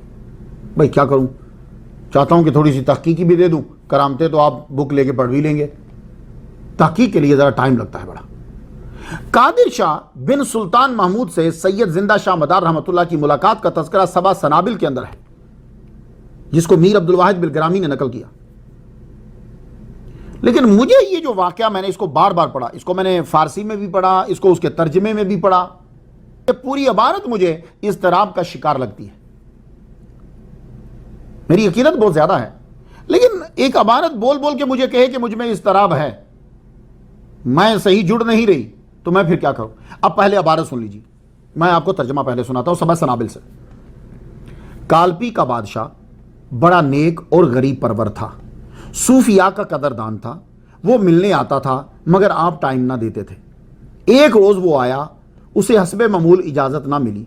उसने जाते हुए देखा वो ऊंचे घोड़े पर बैठा हुआ था कि अंदर हवेली में आप हिंदू जोगी से बात कर रहे हैं। वो गुस्से में चला गया। जोगी ने कुछ पढ़ा और जगह जगह बादशाह के जिस्म पे सफेद धब्बे पड़ गए। वो अपने पीर शेख सिराज सोख्ता के पास आए, उन्होंने अपना लुआबे दहन लगाया तो दाग सारे दूर हो गए। रात को शाह मदार तलवार लेकर आ गए और कादर शाह को कत्ल करना चाहा। शेख सिराज आगे बढ़े और कहा मेरे मुरीद को मत मारो। तकरार बढ़ी तो हुजूर सल्लल्लाहु अलैहि वसल्लम भी बीच में आ गए। आपने मना फरमाया कि तुम इस बेगुनाह को मारना चाहते हो, यह कौन सी दरवेशी है। मना करने के बावजूद बोले कि तलवार खींच चुका हूं, वार तो होगा। शेख सिराज बोले मैं खुद पे लेता हूं। तो फिर शेख सिराज ने बद्दुआ दी कि तुम्हारे मुरीदीन को गुमराह करता हूं। तो फिर शाह मदार ने यह लिख दिया कि मेरा फैज बंद है। इबारत आपने सुन ली, पूरी इबारत की एक एक लाइन बोल रही है कि मीर अब्दुल वाहिद बिलग्रामी की लाइन ये लिखी हुई बात ही नहीं है। क्यों? हर एक लाइन दूसरी लाइन को झुटला रही है। सबसे पहले तो यह मुझे बता दो कि तुम कुतुबुल मदार के बारे में ही गुफ्तगू कर रहे हो ना? जी हां, तो बस फिर आप मेरी सुन लो। वली फैज बांटने के लिए होता है। अगर वो बादशाह गरीब परवर है, صوفیہ کا قدردان ہے، پھر اس کو ملنے کیوں نہیں دے رہے؟ اولیاء کرام صرف اسی بادشاہ سے نہیں ملتے جس کے اندر تکبر ہوتا ہے، اسی سے نہیں ملتے، باقی اجازت ہے، آؤ بیٹھو فیض لو تم۔ جب وہ فیض لینے آتا تھا تو یہ ولایت کے منافی ہے، اور وہ غصہ کر کے چلا گیا۔ وہ اس نے اندر جب دیکھا آپ ایک جوگی سے بات کر رہے، وہ کتنا بڑا گھوڑا تھا کہ اندر سے حویلی میں کیا ہو رہا ہے اس کو نظر آ گیا، پوری لائن جھوٹی ہے۔ تو جب وہ دین سیکھنے آیا تھا، آپ کبھی بھی اس کو اپنے در سے واپس نہیں بھیجیں گے۔ تو وہ اگر ایک ہندو کو سمجھا رہے ہیں تو مسلمان کو رک جانا چاہیے کہ دین کی بات بتا رہے ہوں۔ جب شیخ سوختہ نے قادر شاہ کے جسم کو ٹھیک کیا تو شاہ مدار تلوار لے کر آ گئے۔ تلوار لے کر کیوں آئے؟ ولی تو اپنے قاتلوں کو، دشمنوں کو معاف کر دیتا ہے، قادر شاہ کا کیا قصور ہے؟ کیوں تلوار لے کر آئے؟ اور پھر چلو آپ آ بھی گئے تو شیخ سوختہ جو ہیں وہ آگے، اور حضور صلی اللہ علیہ وآلہ وسلم جو ہیں وہ انہیں کہہ رہے ہیں کہ آپ رک جائیے، تو وہ آگے سے کہہ رہے ہیں جی تلوار نکال رہی ہے، آپ چلے گی تو ضرور۔ تو بھائی جو حضور پاک کا حکم نہیں مانتا وہ ولی تو بڑی دور کی بات ہے، وہ مومن نہیں ہے۔ فلا وربک لا یؤمنون حتی یحکموک فیما شجر بینہم، ولی تو بڑی دور کی بات ہے۔ ایک آپ ان کو قطب المدار مان رہے ہو اور اوپر سے یہ لائنیں لکھ رہے ہو، تو یہ لائن نے بول کے اور بلکہ چیخ کر کہہ دیا واقعہ پورا جھوٹا ہے۔ ولی کامل تو اپنا سر جھکا دیتا ہے۔ یہ عبارت کی بدحواسی دیکھیے کہ حضور چھڑانے آئے پھر بھی نہیں چھوڑا۔ تو یہ لائن بتاتی ہے کہ واقعہ پورے تعصب سے گھڑا گیا ٹکا کے۔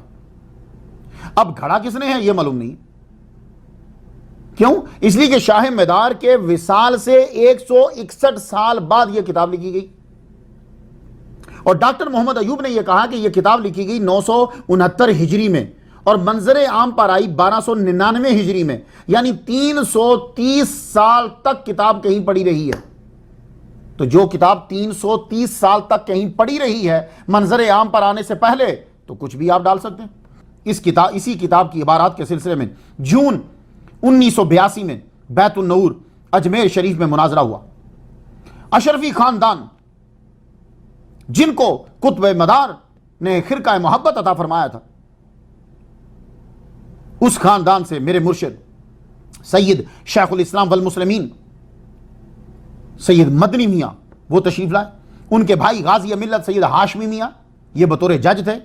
اعلیٰ حضرت عظیم البرکت کے خاندان سے مفتی احمد رضا خان الازہری تھے، مولانا مختار احمد مناظر کی حیثیت سے تھے، اور شاہ مدار کے خاندان سے دوسرے حضرات کے ساتھ علامہ الحاج ڈاکٹر سید محمد مرغوب عالم صاحب قبلہ مداری جعفری MA LLB یہ بھی مناظر کی حیثیت سے شامل تھے۔ ڈاکٹر علامہ سید محمد مرغوب نے 60 کتابیں پیش کی۔ مناظرے میں کتنی کتابیں پیش کی؟ 60 کتابیں۔ تو مناظرہ سننے کے بعد جناب غازی ملت سید ہاشمی میاں نے فیصلہ کیا، اور وہ فیصلہ آپ نے ایک کتابچے میں چھاپ دیا، اس کا نام رکھا سی آخر۔ یہ کتاب مجھے عمار الاسلام منصوری نے بھیجی، سی آخر، اسے آپ پڑھیے گا۔ اب میں اس کا خلاصہ آپ کو بتانا چاہتا ہوں۔ تو سید ہاشمی میاں نے جو جج تھے انہوں نے کہا سبع سنابل جو بہت بعد کی ہے، جو بہت بعد میں چھپی ہے، اس میں باتیں الحاق کر دی گئی ہیں، اور رہی یہ بات کہ سلسلہ مداریہ ختم ہو گیا ہے، یہ غلط ہے، کیونکہ کئی موجودہ سلاسل کے شجرہ ہے طریقت میں سید بدیع الدین زندہ شاہ مدار کا نام ہے، جیسے مفتی اعظم ہند مولانا مصطفیٰ رضا خان کے پیر و مرشد سید ابو الحسین احمد نوری رحمۃ اللہ کے شجرہ میں آپ کا نام ہے۔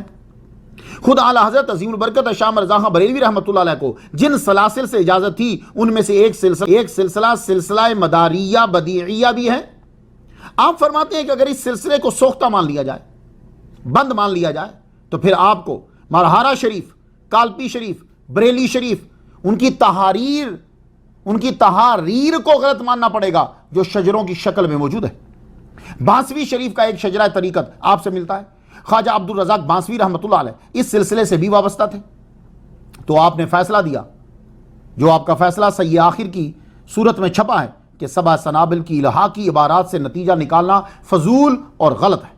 سلسلہ مداریہ جاری ہے، تو میں بھی ان کی بات سے اتفاق کرتا ہوں، جاری تھا، جاری ہے، جاری رہے گا، قطب المدار ان کے پیروکار کا بیڑا پار۔ کالپی سے پھر آپ جونپور میں آئے۔ اب جونپور میں آنے کی سبب کیا بنا؟ میر سید صدر جہاں ترمذی رحمۃ اللہ علیہ نے سید اشرف جہانگیر سمنانی رحمۃ اللہ علیہ سے عرض کی کہ میں علم باطنی میں رہنمائی کی درخواست کرتا ہوں، توجہ فرمائیے۔ تو اولیاء کرام کو معلوم ہوتا ہے اب میر سید صدر جہاں کا جو روزمرہ کا کام ہے وہ، اور اس پہ لگے گا کتنا، اب کون سی چیز ان کو اسی حال میں اوپر لے جائے؟ تو ہم نے فرمایا سن لیجئے، کہنے لگے آپ سید بدیع الدین زندہ شاہ مدار رحمۃ اللہ علیہ سے آپ ان سے رابطہ کرو، وہ آپ کو تیزی سے اس مقام پہ لے جائیں گے۔ یہ سید اشرف جہانگیر سمنانی فرما رہے ہیں، وہ تیزی سے آپ کو اس مقام پہ لے جائیں گے۔ تو جونپور کی قسمت جاگ گئی۔ میر سید صدر جہاں رحمۃ اللہ علیہ نے بادشاہ سے کہا، سلطان ابراہیم شرقی نے آپ کو دعوت دی۔ تو جب دین سیکھنے کے لیے کوئی بلاتا ہے تو پھر جانا پڑتا ہے۔ تو آپ پھر ایک دن جونپور کی قسمت جاگی، قطب المدار آپ پھر تشریف لے کر گئے۔ یہ جو جونپور ہے یہ اصل میں جوناپور تھا، کثرت استعمال کی وجہ سے جونپور ہو گیا، جیسے اسلام آباد یہ اصل میں اسلام آباد ہے۔ باغداد ہے، ہم اسے بغداد بولتے ہیں، تو کثرت استعمال کی وجہ سے کثرت استعمال کی وجہ سے الف گر جاتے ہیں۔ تو جونپور اس شہر کا نام فیروز شاہ تغلق کے اصلی نام جونا خان پہ رکھا گیا تھا۔ اس علاقے کو ہندوستان کی تاریخ میں بڑی اہمیت حاصل ہے، بہت بڑی خود مختار اسلامی حکومت کا دارالسلطنت رہا ہے۔ اس خود مختار حکومت کا بانی حکومت دہلی کا وزیر اعظم خواجہ جہاں تھا، جس کو سکندر شاہ تغلق نے اپنے دور حکومت میں وزارت عظمیٰ کا عہدہ دیا تھا۔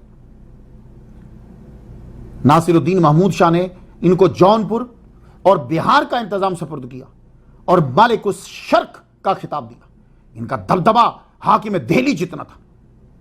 یہی وجہ ہے کہ جونپور کے سلاطین شاہان شرقی کہلواتے تھے۔ کیوں؟ اس لیے کہ جد کو مالک الشرق کا جو ہے وہ خطاب دیا گیا۔ خواجہ جہاں کا وصال ہوا 802 میں۔ ان کے دور میں شاہ مدار کا گزر تو ہوتا تھا، مگر آپ کی شہرت جونپور میں اس وقت ہوئی جب سلطان ابراہیم شرقی 804 ہجری میں تخت نشین ہوا۔ اب یہ شہرت کی وجہ کیا تھی؟ سبب یہ تھا کہ یہ سلطان ابراہیم شرقی جو تھا یہ علماء کا، صوفیاء کا قدردان تھا۔ اس کے دور حکومت میں جونپور دوسرا دہلی بن گیا۔ جونپور میں رہ کر جب تشریف لائے تو شاہ مدار نے اپنا فیض دیا۔ تو آپ کے فیض پانے والوں میں سے میر سید صدر جہاں رحمت اللہ علیہ، ان کی تربیت کی آپ نے۔ بادشاہ نے آپ سے فیض لیا، بلکہ کچھ کتابوں میں تو لکھا ہے کہ سلطان ابراہیم شرقی قطب المدار کا مرید ہے۔ یہی وجہ ہے کہ شاہ مدار کے وصال کے بعد صدر جہاں آپ کے مزار پہ حاضری دیا کرتے تھے۔ بڑے بڑے مریدین ہیں آپ کے، بہت بڑے بڑے خلفاء ہیں آپ کے۔ میں کن کن کا نام لوں؟ وقت لگ جائے گا۔ جب مجھے سٹڈی کرنے میں 1-1.5 ماہ لگ گیا ہے تو میں آپ کو اگر سارا سنانے لگ جاؤں تو کتنا وقت لگے گا؟ تھوڑا تھوڑا نام بتاتا جا رہا ہوں۔ میر حسین معیز بلخی رحمۃ اللہ علیہ، یہ حضرت زندہ شاہ مدار رحمۃ اللہ کے مرید ہیں، خلیفہ ہیں۔ ان کی ملاقات بھی تب ہوئی جب آپ جونپور میں تھے۔ آپ بھی دنیا میں چکر لگاتے تھے، آپ کو خبر پہنچی ایک ہستی ہے جو تصوف میں تجھے بڑے اعلیٰ مقام پہ پہنچا سکتی ہے۔ بلند تصوف میں بلند درجہ، نسب میں بھی بلند درجہ، نسب میں بھی بلند درجہ۔ آپ تلاش کرتے کرتے کرتے جونپور تک پہنچے، یہاں آپ پھر ان کے مرید ہوئے۔ قاضی شہاب الدین کا نام آپ کے خلفاء میں آتا ہے، اللہ اکبر جل شانہ۔ عبد القادر شیخ ضمیری رحمۃ اللہ علیہ کا نام آپ کے خلفاء میں آتا ہے۔ پیر سید داؤد بخاری رحمۃ اللہ علیہ کا نام، شیخ عبدالعزیز مکی رحمۃ اللہ علیہ کا نام، یہ دونوں کا مزار کیشورائے پاٹن میں ہے۔ اللہ اکبر جل شانہ، کس قدر آپ نے فیض دیا اور کتنے عرصہ فیض دیتے رہے۔ میں تو چند کے نام لیتا جا رہا ہوں۔ جونپور سے پھر آپ سورت گئے۔ انیس الابرار کتاب کا نام ہے، صفحہ اس کا 93 سورت، اور گجرات میں آپ کی کئی بار آمد ہوئی ہے۔ یہ جو سورت علاقہ ہے یہ بہت قدیم ہے، نام اس کا بعد میں رکھا گیا۔ ہندوؤں کو کہنا ہے کہ 15ویں صدی کے آخر میں ایک برہمن گوپی نے اس کا نام سوریہ پور رکھا تھا. یہ سوریہ پور سے آگے سورت ہو گیا. اللہ بہتر جانتا ہے, انڈیا والے زیادہ بہتر سمجھتے ہیں انہیں. ملک انڈیا کی ریاست گجرات کا یہ ضلع ہے. تو ریاست گجرات کی بھی بہت سی جگہوں میں آپ کو قطب المدار رحمت اللہ علیہ کی چلا گاہیں ملیں گی. اب گجرات کے اندر جو آپ کے مرید ہوئے حضرت شیخ محمد لاہوری رحمت اللہ علیہ, یہ حج کے لیے گجرات کی بندرگاہ سے جا رہے تھے. جن کو سفر کرنا ہوتا تھا کچھ لوگ گجرات کی بندرگاہ سے بھی جاتے تھے, وہاں سے جہاز چلتا تھا. آپ پہنچے وہاں, آپ کی ملاقات اچانک سید احمد بدیع الدین زندہ شاہ مدار رحمت اللہ علیہ کے ساتھ ہو گئی. وہ لوگ صوفیاء کی تلاش میں ہوتے تھے تب, تو جہاز میں کچھ دن تھے, آپ ان کی محفل میں بیٹھے. وہ قدرتی دیکھیے کہ جس دن ان کی محفل میں بیٹھے تب آپ پر تجلی کا ظہور تھا, چہرہ چمک رہا تھا, بس چہرے کو دیکھنا تھا, نشے میں دھت. یہ کرامت کا ظہور آپ کبھی کبھی فرما ہی دیا کرتے تھے. چہرہ دیکھا بس نشہ چھا جاتا. بالکل بہنی اسی طرح جیسے آپ نے میری یوسف علیہ السلام کی سٹوری سنی ہو, اس میں لوگ پیسے دے کر یوسف علیہ السلام کا چہرہ دیکھتے تھے. ہوتا کیا تھا کہ جب وہ چہرہ دیکھ لیتے تھے کئی دن وہ نشے میں رہتے تھے. یہی حال قطب المدار رحمت اللہ علیہ, جب آپ خاص طور پر چلے سے نکلتے کبھی کبھی تجلی پڑتی, کیونکہ ہر وقت تو کسی کتاب نہیں تھی کہ آپ کا چہرہ دیکھ لیں. اس وقت وہی کفی, بس شیخ لاہوری پہ وہ کفیت طاری ہوگی. اسی کفیت میں رہے, جہاز چلا گیا. اور جب یہ کیفیت سے باہر آئے, ہو بس ایسے بیٹھے ہوئے تھے, خیال آ گیا میں تو جا رہا تھا حج کرنے, جہاز چلا گیا, میں اب کیا کروں گا. تو بیٹھے ہوئے قطب المدار رحمت اللہ علیہ کے پاس اور سوچ رہے ہیں یہ تو اتقوا بفراست المومن فانہ ینظر بنور اللہ, مومن کی فراست سے بچو, ولی کامل کی فراست سے بچو, وہ تو جانتا ہے اللہ کے نور سے دیکھتا ہے. فرمان لگے, شیخ لاہوری سے کہنے لگے پریشان ہو رہے ہو, چلو اٹھو, شیخ محمد اٹھ, میرا چکر لگا. وہ چوں ہی اٹھے, آپ کے سامنے بیٹھے ہوئے تو اٹھے, اٹھ کے دائیں طرف سے یوں چکر لگانے لگے. یوں ابھی سامنے پہنچے نہیں, ادھر تک ہی پہنچے ہیں کہ آپ نے ہاتھ پکڑا اور پکڑ کے اللہ کہا. کہنا تھا شیخ محمد لاہوری غیب. انہوں نے خود کو حج میں پایا. تب لوگ روانہ ہو رہے تھے مینا کی طرف, ابھی حج شروع ہی ہوا تھا. انہوں نے حج کیا, 7 ماہ تک حجاز مقدس میں ہی قیام کیا. پھر ایک دن شیخ محمد لاہوری نے خانہ کعبہ کے پاس بیٹھے ہوئے ہیں, دم خیال آیا یہاں کیسے پہنچ گیا, حج بھی ہو گیا, واپس کیسے جاؤں گا. ایک دم سے قطب المدار سید احمد بدیع الدین شاہ مدار رحمت اللہ نے آپ کا ہاتھ پکڑا, اللہ دیکھا تو سامنے بیٹھے ہوئے. اسے کہتے ہیں علم ہیمیا. یہ ادنا کرشمہ ہوتا ہے علم ہیمیا کا, اور آپ تو سارے علوم کے ماہر تھے. یہ علم کیا ہوتا ہے؟ یہ علم ہوتا ہے, اب سادہ طریقے سے سمجھا دوں, زمین گھومتی ہے نا, تو اولیاء کرام بہت بڑے سائنٹسٹ ہوتے ہیں, ان جیسا کوئی نہیں ہوتا. انہیں معلوم ہوتا ہے کہ اس وقت زمین کس جگہ پہ ہے, پکڑتے ہیں فوراً قدم بڑھاتے ہیں تو وہاں پہنچ جاتے ہیں. اس کو طے مکانی بھی کہتے ہیں. تو آدمی کو پکڑ کر ایک خاص پوائنٹ پہ بندہ لا کر دور مقام تک پہنچا دینا. اللہ اکبر جل شانہ. تو یہ آ جانا اور چلے جانا یہ اولیاء کرام کو اللہ تعالیٰ عطا فرماتا ہے. آصف ابن برقیہ کا واقعہ یاد ہے نا, کیا کہا تھا انہوں نے سلیمان علیہ السلام سے؟ قبل ان یرتد الیک طرفک ٹوئنکلنگ ود ون این آئی, آنکھ جھپکنے سے پہلے تخت لے کر آؤں گا. تخت کو اٹھانا بھی ہے, ہر دروازے پہ تالا لگا ہوا ہے, اور تخت چھوٹا سا نہیں ہے, بہت بڑا ہے, اور آنکھ جھپکنے سے پہلے جانا آنا لانا سامنے لا کے رکھ دینا.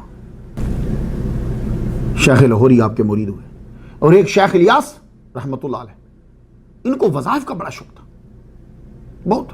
اتنے وظائف پڑھے کہ آپ کی ملاقات جو ہے حضرت خضر علیہ السلام کے ساتھ ہو گئی.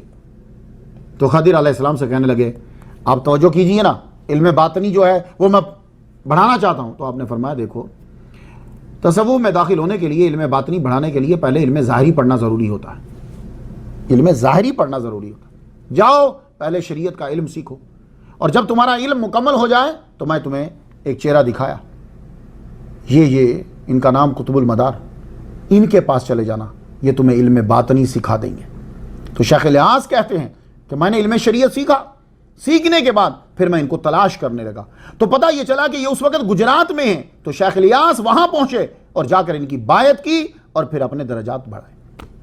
میں نام گنوانے لگ جاؤں تو ایک کتاب صرف آپ کے مریدین اور خلفاء کی ہے، پوری کتاب ہے پوری، اس میں خلفاء کی لسٹ پوری دی، کن کن ممالک کے اندر آپ کے خلفاء ہیں، مریدین ہیں۔ اللہ اکبر جل شان۔ علامہ ڈاکٹر ظہیر الحسن مدنی نے لکھا ہے کہ صرف 1442 مشہور خلفاء ہیں، مریدین کی تعداد تو معلوم ہی نہیں۔ ان میں سے ایک مجاہد اعظم ہند سیدنا اسلم غازی رحمۃ اللہ علیہ۔ دستور الفقراء کی عبارت ذرا سن لیجئے، مزہ آ جائے گا آپ کو۔ دستور الفقراء میں لکھا ہے کہ دوسرا گروہ تیفوریہ مداریہ جو شاہ بدیع الدین مدار سے ہے، یہ تیفور شامی کے مرید ہیں، یہ گروہ مداریہ کے نام سے مشہور ہے، اس کی 66 شاخیں ہیں۔ اللہ اکبر جل شانہ، اس کی 66 شاخیں ہیں۔ ان کے سب سے بڑے 4 گروہ گزرے ہیں۔ خادمان، یہ پہلے خواجہ ارغون جو ان کے بھتیجے تھے ان کے مریدین اور خادمین ہیں۔ دوسرے سوختہ شاہی، لال شہباز کمال قادری، بابا گوپالی کریم شاہی۔ تیسرے جو ہیں یہ دیوان گان ہیں، سید جمال الدین جان من جنتی، ان کے جو مریدین ہیں، ان کے محبین جو ہیں وہ دیوان گان کہلاتے ہیں۔ چوتھے عاشقان کہلواتے ہیں۔ میں آپ کو نام نہیں گنواتا، بلکہ اورنگزیب عالمگیر کے بھائی دارا شکو قادری رحمۃ اللہ علیہ کی کتاب سفینۃ الاولیاء فارسی صفحہ 321، اس سے ایک پیراگراف سناتا ہوں، آپ خود ہی اندازہ لگا لیجئے گا۔ نیز نقل می کنند واز شہار حصہ اہل ہندوستان، کہتے ہیں کہ یہ نقل کرتے ہیں کہ ہندوستان کے رہنے والوں کے 4 حصے جو ہیں وہ وضع کیے۔ 2 حصہ مرید حضرت پیر دستگیر شاہ محی الدین سید عبدالقادر گیلانی اند اما اشراف بیشتر، و یک حصہ مرید شاہ مدار اما اشراف بیشتر، و نیم حصہ مرید معین الدین، و نیم حصہ مخدوم بہاؤدین زکریا ملتانی۔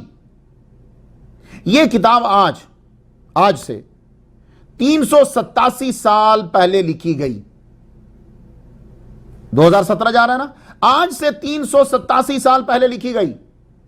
تو دارا شکو جو شہزادہ ہیں، اورنگزیب عالمگیر کے بھائی ہیں، انہوں نے یہ لکھ دیا کہ ہندوستان کو 4 حصوں میں تقسیم کیا گیا، اور ہندوستان آج کا نہیں، پرانا ہندوستان، کہ جس میں بنگلہ دیش، برما، سری لنکا، پاکستان سارا، یہ سارے علاقے کو ہندوستان بولا۔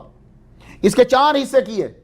4 حصے جو ہیں، 2 حصے مرید ہیں غوث پاک کے، مریدین ہیں چاہنے والے، 1 حصہ قطب المدار کے چاہنے والوں کا، مریدین کا، باقی بچا 1 حصہ، اس میں سے آدھا حصہ جو ہیں وہ مرید ہیں خواجہ معین الدین اجمیری چشتی رحمہ اللہ کے، اور آدھا حصہ مرید ہیں خواجہ بہاؤدین زکریا ملتانی رحمۃ اللہ علیہ کے۔ یہ سفینۃ الاولیاء میں دارا شکو قادری رحمۃ اللہ علیہ نے لکھا ہے۔ اب خود ہی اندازہ لگا لو۔ کون کہتا ہے کہ ان کا سلسلہ بند ہو گیا ہے؟ اورنگزیب عالمگیر کے بھائی تو یہ لکھ رہے ہیں کہ 2 حصے غوث پاک کے ہیں مرید، 1 حصہ شاہ مدار کا ہے، اور اشراف شامل ہیں ان کے اندر۔ یہ لفظ اشراف انہوں نے بار بار لکھا ہے۔ اللہ اکبر جل شانہ، قطب المدار، ان کے ماننے والوں کا بیڑا پار۔ اب ولی کامل ہو اور تبلیغ نہ کرے، ولی کامل کپڑے تو نہیں نہ بیچتا، نہ، اس نے تبلیغ کرنا ہے، اس نے دین کی تبلیغ کرنی ہے، اور وہ اپنی بھی یہ نہیں کہ لوگ اسے مانے، نہ، اللہ رسول کی طرف لاتا ہے۔ اب سنیے ہمارے قطب المدار نے تبلیغ کیا کی۔ جو ولی کامل ہوتا ہے، جو صوفی ہوتا ہے، وہ ہاتھ میں سنت مصطفیٰ کی شمع لے کر چلتا ہے اور خوف خدا کا عصا لے کر چلتا ہے، اور مریدین کو پکڑتا ہے چلو کامیابی کی طرف چلے۔ سب سے پہلا سٹیپ جو ہے وہ ادب ہے، ادب ہونا ضروری۔ تم لا الہ الا اللہ محمد رسول اللہ پڑھو اور اللہ کی بھی توہین کرو، رسول کی بھی توہین کرو، تو مسلمان نہیں ہو۔ ادب سب سے پہلے۔ اب ذرا ادب کی مثال سن لیجیے۔ شیخ سعدی فرما گیا نا، بے ادب خدا تک نہیں پہنچ سکتا۔ آج کل تو فریڈم آف سپیچ نے بدتمیزی کو لائسنس دے دیا ہے نا، لیکن ادب بہت ضروری ہے۔ ایک مرتبہ کیا ہوا کہ سید احمد بدیع الدین زندہ شاہ مدار رحمۃ اللہ علیہ خاص کیفیت آپ کے اوپر تاری، تو مولانا حسام الدین مداری رحمۃ اللہ علیہ بھانپ گئے، کہنے لگے بھائی اس سے بہتر فیض لینے کا کوئی موقع نہیں۔ تو آپ محبت میں گم حجرے میں داخل ہو گئے. یہ ایک وقت ہوتا ہے، حضور پاک پہ بھی آتا تھا، یا اولیاء پہ ایک وقت آتا ہے، اس وقت میں آپ اندر داخل ہو گئے. اس وقت کو جاننا بھی کرامت ہے، اس سے آپ کے مرتبے کا بھی پتہ چلتا ہے. تو جو ہی اندر داخل ہوئے تو قطب المدار رحمۃ اللہ فرمائے ہیچ بے ادب بخدا نہ رسید. نظریں جھکا کے عرض کرنے لگے حضور معافی چاہتا ہوں، اگر اجازت لینے کے چکر میں رہتا تو ان تجلیوں سے محروم رہ جاتا جو آپ کے چہرہ انور پہ برس رہی ہیں. آپ سن کر مسکرا پڑے. فرمایا سلامت سلامت سلامت. یہ لفظ آپ کے منہ مبارک سے نہ نکلتا تو وہ کیفیت ایسی تھی کہ شاید ان کو کچھ ہو جاتا. سلامت سلامت سلامت. ان کی نیت اور عقیدت کو جان کر سلامت سلامت. جب آپ کا نام، یہی وجہ ہے کہ جب آپ کا نام لکھتے ہیں تو یوں لکھتے ہیں مولانا حسام الدین سلامتی.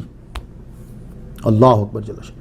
آپ ہندوستان کے علاقوں میں طویل عرصہ چلن نشین رہے اور سیاحت میں رہے، پھرتے، یہاں کے مقامی لباس کو پہنتے. آپ پہ روحانیت کا غلبہ تھا، آپ نے نفس پر قابو پا لیا.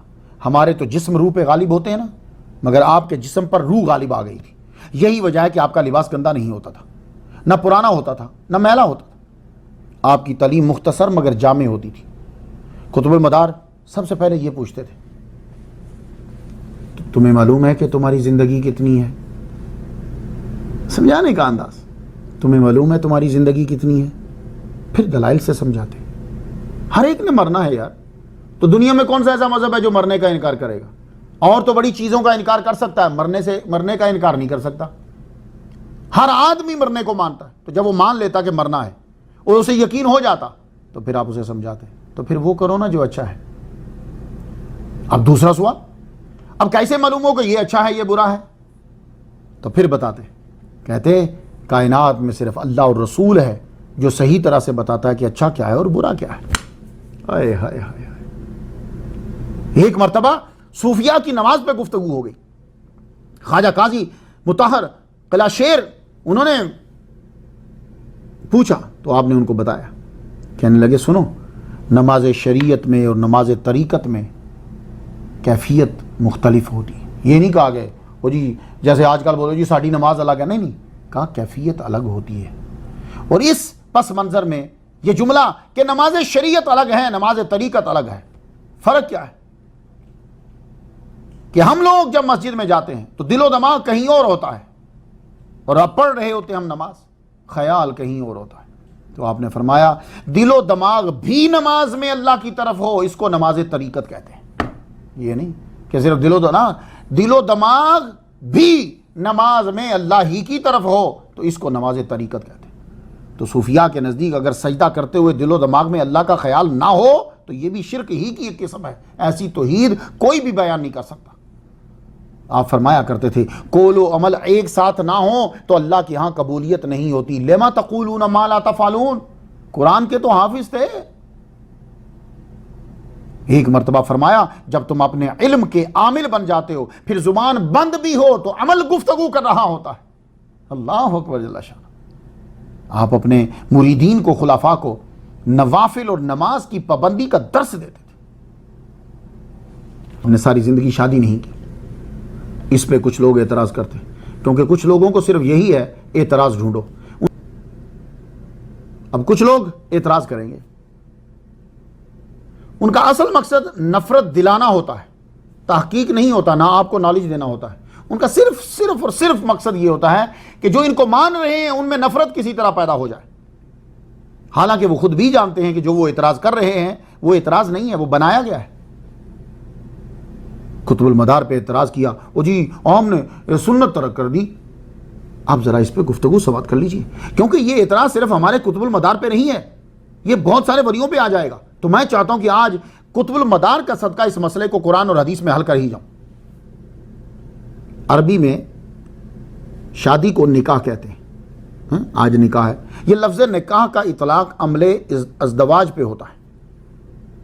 اب پہلے قرآن پھر حدیث سن لیں تاکہ گفتگو آسان ہو جائے، اور دھیان سے سنیے گا کہ جن لوگوں نے شادی نہیں کی، شادی کا مقام کیا ہے اسلام کے اندر. سورہ نساء کی آیت نمبر 25، وَمَن لَّمْ يَسْتَطِعْ مِنْكُمْ طَوْلًا أَن يَنكِحَ الْمُحْصَنَاتِ الْمُؤْمِنَاتِ فَمِمَّا مَلَكَتْ أَيْمَانُكُم مِّن فَتَيَاتِكُمُ الْمُؤْمِنَاتِ. اب ترجمہ سن لیجیے، اور جو تم میں سے آزاد مسلمان عورت سے نکاح کی طاقت نہ رکھتا ہو، پیسے نہیں ہیں اس کے پاس، تو ان مسلمان کنیزوں سے شادی کر لے جو شرعاً تمہاری ملکیت میں ہیں۔ یعنی اس بندے کے اندر پاور ہے، شادی کرنا چاہتا ہے پر پیسے نہیں ہیں، تو پھر وہ شادی کر لے ان سے جو تمہاری کنیزیں ہیں۔ سمجھ آ گئی؟ تو نکاح کرنا چاہتا تھا، پیسے نہیں ہیں، تو نکاح آگے چلا گیا۔ اب لفظ طول یاد رہے۔ اب سورہ نور کی آیت نمبر 33 پڑھنا چاہتا ہوں، وَلْيَسْتَعْفِفِ الَّذِينَ لَا يَجِدُونَ نِكَاحًا حَتَّى يُغْنِيَهُمُ اللَّهُ مِنْ فَضْلِهِ، اور ایسے لوگوں کو پاک دامنی اختیار کرنی چاہیے جو نکاح نہ کر سکتے ہوں یہاں تک کہ اللہ انہیں اپنے فضل سے غنی کر دے۔ تو پہلی آیت میں نکاح کرنے سے کس چیز نے روکا؟ طول نے، لفظ طول بولا، بات پیسے ہی ہے۔ دوسری آیت میں فضل، بات پیسے ہی ہے۔ تو طول ہو فضل ہو تو نکاح کر لو، اس سے پہلے بنا نکاح کے ہو۔ تو اگر نکاح جو ہے وہ ہر صورت میں فرض عین ہے تو یہ دو آیات میں اختیار کس چیز کا ہے؟ تو اختیار بتا رہا ہے کہ بعین ہی فرض نہیں ہے۔ پہلی بات یہ ہے کہ نکاح کے لیے پیسے ہونا ضروری ہے، پیسے نہیں تو تمہیں چھوٹ ہے، نکاح نہ کرو، پاک دامنی اختیار کرو۔ میری بات سمجھ رہے آپ؟ تو سورہ نور میں کہا خلاصہ کہ پیسے نہیں ہیں تو ویٹ کرو یہاں تک کہ پیسے آ جائیں۔ تو اب اگر بیان ہی نکاح واجب ہوتا تو قرآن کہتا نکاح کرو، ہر صورت میں کرو، نہیں، کہہ رہا ہے کہ جب ویٹ کرو، تو اختیار بتا رہا ہے کہ بیان ہی واجب نہیں ہے۔ تو نہایا میں لکھا ہے کہ جب مہر ادا کرنے اور بیوی کا خرچہ اٹھانے کی طاقت نہ رکھتا ہو تو تب نکاح ضروری نہیں ہے۔ اختیار آ گیا، تو اب نکاح نہیں کر رہا تو کیا یہ مسلمان ہے کہ نہیں؟ تو قرآن کہہ رہا ہے کہ جب پیسے آئیں گے تو اب تم نکاح کرو۔ اب ذرا بخاری سن لیجیے، بخاری، مسلم، ابو داؤد، ترمذی، نسائی، ابن ماجہ، کتابیں سن لی، حدیث سنیے ذرا۔ یا معاشر شباب من استطاع منکم الباءۃ فلیتزوج فإنہ اغض للبصر واحسن للفرج ومن لم یستطع فعلیہ بالصوم فإنہ لہ وجاء۔ اے نوجوانوں، جو تم میں سے گھر بسانے کی طاقت رکھتا ہو وہ نکاح کر لے، کیونکہ نکاح سے آنکھوں میں حیا آتی ہے اور شرمگاہ گناہ سے محفوظ رہتی ہے۔ اور جو شخص دولت نہیں رکھتا وہ روزے رکھے، یعنی جو پیسے نہیں ہیں نکاح نہیں کر سکتا، اب کیا کرے؟ وہ روزے رکھے، کیونکہ روزہ سے شہوت ٹوٹتی ہے۔ آپ نے سن لی، میں نے آپ کو قرآن کی آیت پڑھ دی۔ رب کہتا ہے کہ نکاح نہیں کر سکتے تو پاک دامنی اختیار کرو جب تک کہ پیسے آ جائیں، پھر نکاح کر لو۔ تو اتنے پیریڈ میں آپ بغیر نکاح کے رہے اور خود پہ کنٹرول کیا، ٹھیک ہے؟ یہی وجہ ہے کہ آپ نے شادی کب کی؟ 25 سال میں، 30 سال میں۔ تو کیا 25 سال میں بالغ ہوئے تھے آپ؟ نہیں، آپ تو 18-19 میں ہو گئے تھے۔ تو اتنا عرصہ کیا کیا آپ نے؟ خود پہ کنٹرول کیا۔ تو اتنے عرصے میں آپ نے سنت چھوڑے رکھی، آپ گناہ گار ہیں؟ یہ آپ نے جواب دینا ہے مجھے۔ خود پہ کنٹرول کیا آپ نے، اور جب آپ کی عمر بڑھ گئی آپ نے کہا میں کنٹرول نہیں کر سکتا، پیسے آ گئے ہیں، ہم نے شادی کر لی۔ تو اصل چیز یہ ہے نکاح میں۔ تو نکاح کی اور پھر حدیث میں حضور نے کیا کہا کہ بھائی نکاح کر لو جو طاقت رکھتا ہے، اور جس کے پاس طاقت نہیں ہے اب وہ روزے رکھے، اب وہ روزے رکھے۔ تو روزہ جو ہوتا ہے یہ انسان کی شہوت کو، زور کو توڑتا ہے۔ اب مجھے آپ بتا دیجئے کہ قطب المدار رحمت اللہ علیہ نے جو شادی نہیں کی، اب آپ روزوں کی تعداد بتائیے ذرا، اور آپ بتا دیجئے گا کہ ان کے پاس پیسے کتنے تھے۔ سب کچھ بانٹ دیتے تھے، پیسے بھی نہیں ہیں، دوسرا مسلسل روزے رکھ رہے ہیں۔ اب آئیے کہ فقہاء کیا کہتے ہیں۔ نکاح کی افضلیت میں اختلاف ہے۔ امام الغزالی احیاء العلوم میں فرماتے ہیں کہ نفلی عبادات نکاح سے افضل ہیں اس وقت تک جب تک آپ کو گناہ میں مبتلا ہونے کا خطرہ نہ ہو۔ تو نکاح فرض تب ہوتا ہے جب نکاح گناہ میں مبتلا ہونے کا خطرہ ہو۔ تو گناہ میں مبتلا ہونے کا خطرہ نہیں ہے تو امام الغزالی بھی فرما رہے ہیں کہ نفلی عبادت افضل ہے۔ علامہ نووی فرماتے ہیں نکاح اس شخص کو کرنا چاہیے جسے گناہ میں پڑنے کا خدشہ ہو۔ امام احمد کے نزدیک اس شخص کے لیے نکاح ضروری ہے جس کو گناہ میں پڑنے کا اندیشہ ہو۔ اب میں خلاصہ نکالنے لگا ہوں۔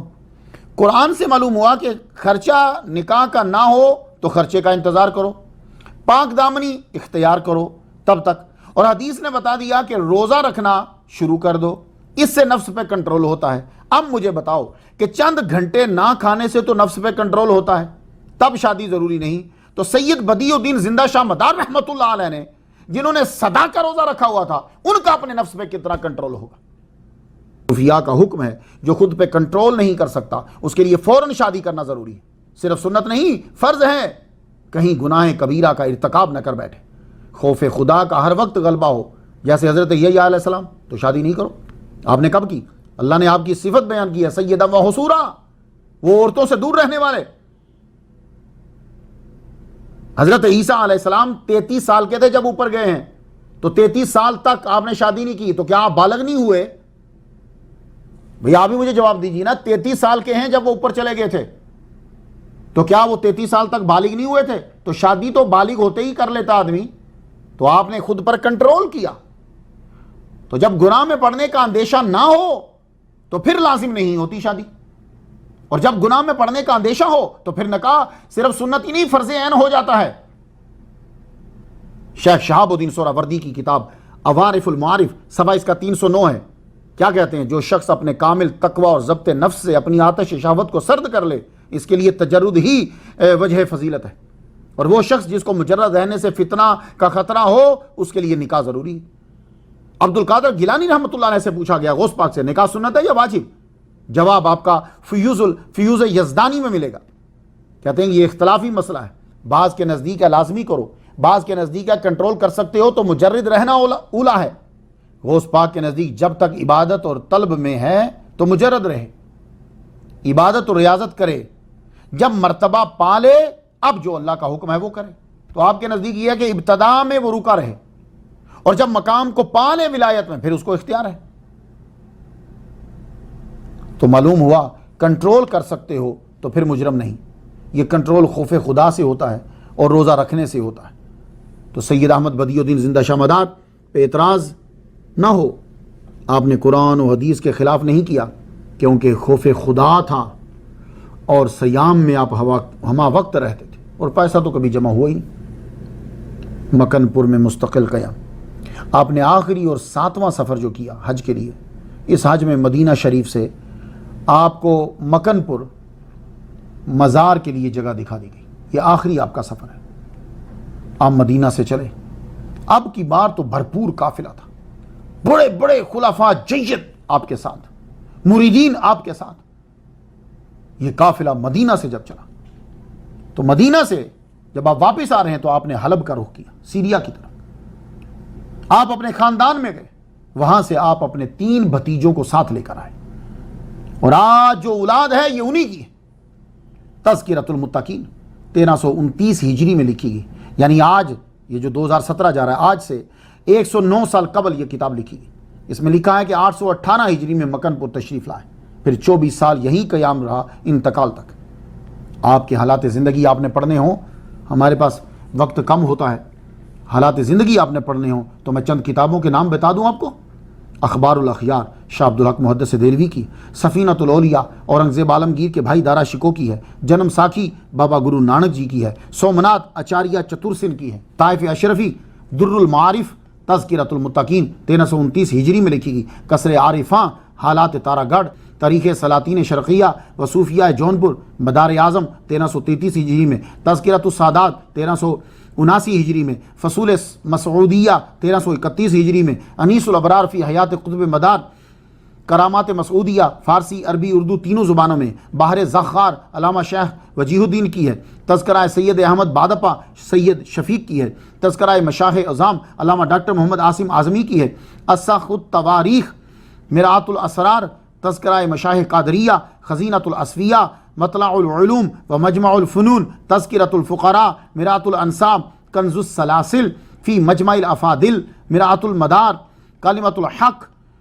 Hamid chief justice city court Hyderabad کی ہے، ماہنامہ جامع نور مارچ 2013 یہ چند کتب آپ کو میں نے بتائی ہیں، اس کے علاوہ اور بھی بڑی کتابیں، ان کو پڑھیے تاکہ آپ کو قطب المدار کے مقام کی سمجھ آئے۔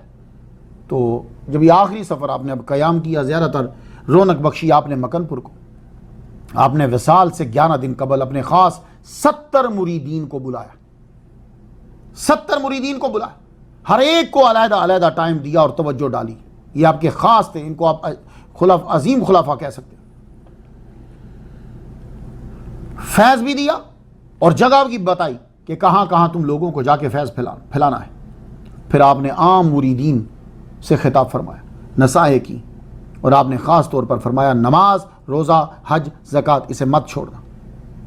تصوف کے اندر تہجد بہت ضروری ہوتی ہے، ہم اسے فرض نہیں کہہ سکتے لیکن بالکل قریب ہوتی، نوافل کے اندر سب سے اعلیٰ درجہ اسی کا ہوتا ہے۔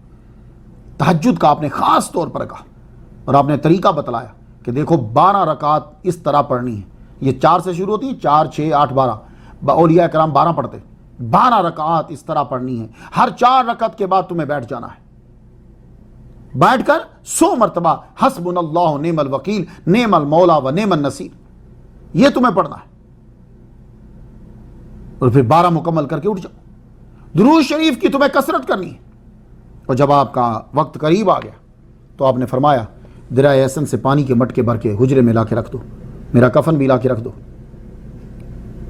حضور کیوں منگوا رہے؟ فرمانے لگے ہمارا وقت آ گیا۔ تو حضور یہ خدمت کون سا انجام دے گا؟ فرمانے لگے تم بس پانی کے مٹکے رکھ دو اور کفن رکھ دو، یہ رجال الغیب آئیں گے وہی کام کریں گے۔ حضور جنازہ؟ فرمانے لگے شیخ اسام الدین کے ذمے ہے، یہ وہ تو جونپور میں ہیں۔ فرمانے لگے چل پڑے ہیں وہاں سے۔ 17 جمادی الاولیٰ آپ کا وصال ہو گیا، لوگ حجرہ میں داخل ہوئے تو آپ غسل کر کے کفن پہنے لیٹے ہوئے تھے، شیخ اسام الدین بھی پہنچ چکے تھے، آپ کا جنازہ پڑھایا اور اسی حجرے میں ہی آپ کو سپرد جنت کر دیا۔ آپ کے مزار پر انوار پر بہت بڑی بڑی شخصیات نے، ہر شعبے کی شخصیات نے حاضری دی۔ سلطان کی طرف سے آرڈر ہوا روزے کی عمارت تعمیر کی جائے اور بہت سی زمین جو ہے وہ خانقاہ کے نام کر دی، محمد نظام کے سپرد یہ نظام کیا گیا۔ شہنشاہ جہانگیر نے دربار پر حاضری دی ہے اور دریائے احسن پر پل تعمیر کروایا، اورنگزیب عالمگیر نے حاضری دی اور روزہ شریف کے چاروں طرف سنگ مرمر کی جالیاں نصب کی۔ شہزادہ دارا شکو قادری رحمۃ اللہ نے اپنی کتاب سفینۃ الاولیاء فارسی صفحہ 321 پہ لکھا ہے، ہر سال در ماہ جمادی الاولیٰ کے اس عیشاں است قریب 5 و 6 لاکھ آدم مرد و زن صغیر و کبیر از اطراف و جوانب ہندوستان دوران روز بزیارت روزہ شریف عیشاں بالمہائے بسیار جمع میشو۔ اس کے کہنے کہ ہر سال جمادی الاولیٰ میں 5 سے 6 لاکھ کے قریب آدمی جمع ہوتے ہیں، یہ دارا شکو لکھ رہا ہے۔ ہندوستان کے اطراف سے، دور و دراز سے، میں خود حیران ہوں۔ آج کے دور میں اگر کوئی کہتا کہ 5-6 لاکھ آدمی ہوتے ہیں تو چلو، اس دور میں دارا شکو کے دور میں 5 سے 6 لاکھ آدمی جمع ہوتے ہیں۔ آج کے دور میں کچھ یوں سلسلہ ہوتا ہے، چاند کی ہر 29 تاریخ کو ہر ماہ دروازہ کھولا جاتا ہے، عید الفطر کو، عید الاضحیٰ کو، جمعۃ الوداع کو، میلاد النبی کو، ان میں دروازہ کھلتا ہے، لیکن صرف خدام داخل ہوتے ہیں۔ وہ میں نے بتایا تھا نا کہ 4 گروہ ہیں، ان میں سے جو پہلے ہیں خجارہون کی اولاد سے خاص وہی اندر چاہتے ہیں، کسی عورت کو پرمیشن نہیں ہے، ایون کہ وہ جو دیوار کے گرد ہے وہاں بھی عورت کو پرمیشن نہیں ہے، ان سے باہر ہوتی ہیں وہ۔ اعتراض کرنے والوں کچھ تو سوچا کرو، اپنے تو مسائل چینج کر لیتے ہو، جی مجبوری ہو گئی ہے، تو یہ اصول ہمارے ہاں نہیں لاگو ہو سکتے، کہیں مجبوری ہو گئی ہے، اندر کسی کو ایون کہ خادمان کے علاوہ بھی اجازت نہیں ہے، غسل ہوتا ہے، چینج کیا جاتا ہے، اور پھر سنو، جس نے اندر جا کے غسل دینا ہے اس کے لیے ضروری ہے کہ وہ 3 روزے رکھے گا، ایک روزہ جانے سے 1 دن پہلے، دوسرا روزہ جس دن جانا ہے، تیسرا روزہ جب اندر سے ہو کر آئے ہو، یہ ان تمام کے لیے ضروری ہے۔ اللہ اکبر، یعنی روحانیت جو ہے وہ جسم پر آ جائے۔ 17 جمادی الاولیٰ کو میلہ لگتا ہے، حقیقت میں آمد تو پہلے ہی شروع ہو جاتی ہے، کہتے ہیں 8-10 لاکھ زائرین آتے ہیں پورے ہندوستان سے۔ شاہ مدار کا دور قدیم ہند میں ابتدائی دور تھا، آپ ان کے طریقے سے ان میں داخل ہوئے، چلے کیے، لوگوں کو توحید کا سبق دیا. کتنی ناانصافی ہوگی اور احسان فراموشی ہوگی کہ اگر ہم ان اولیاء کی عزت نہ کریں. الفاتحہ.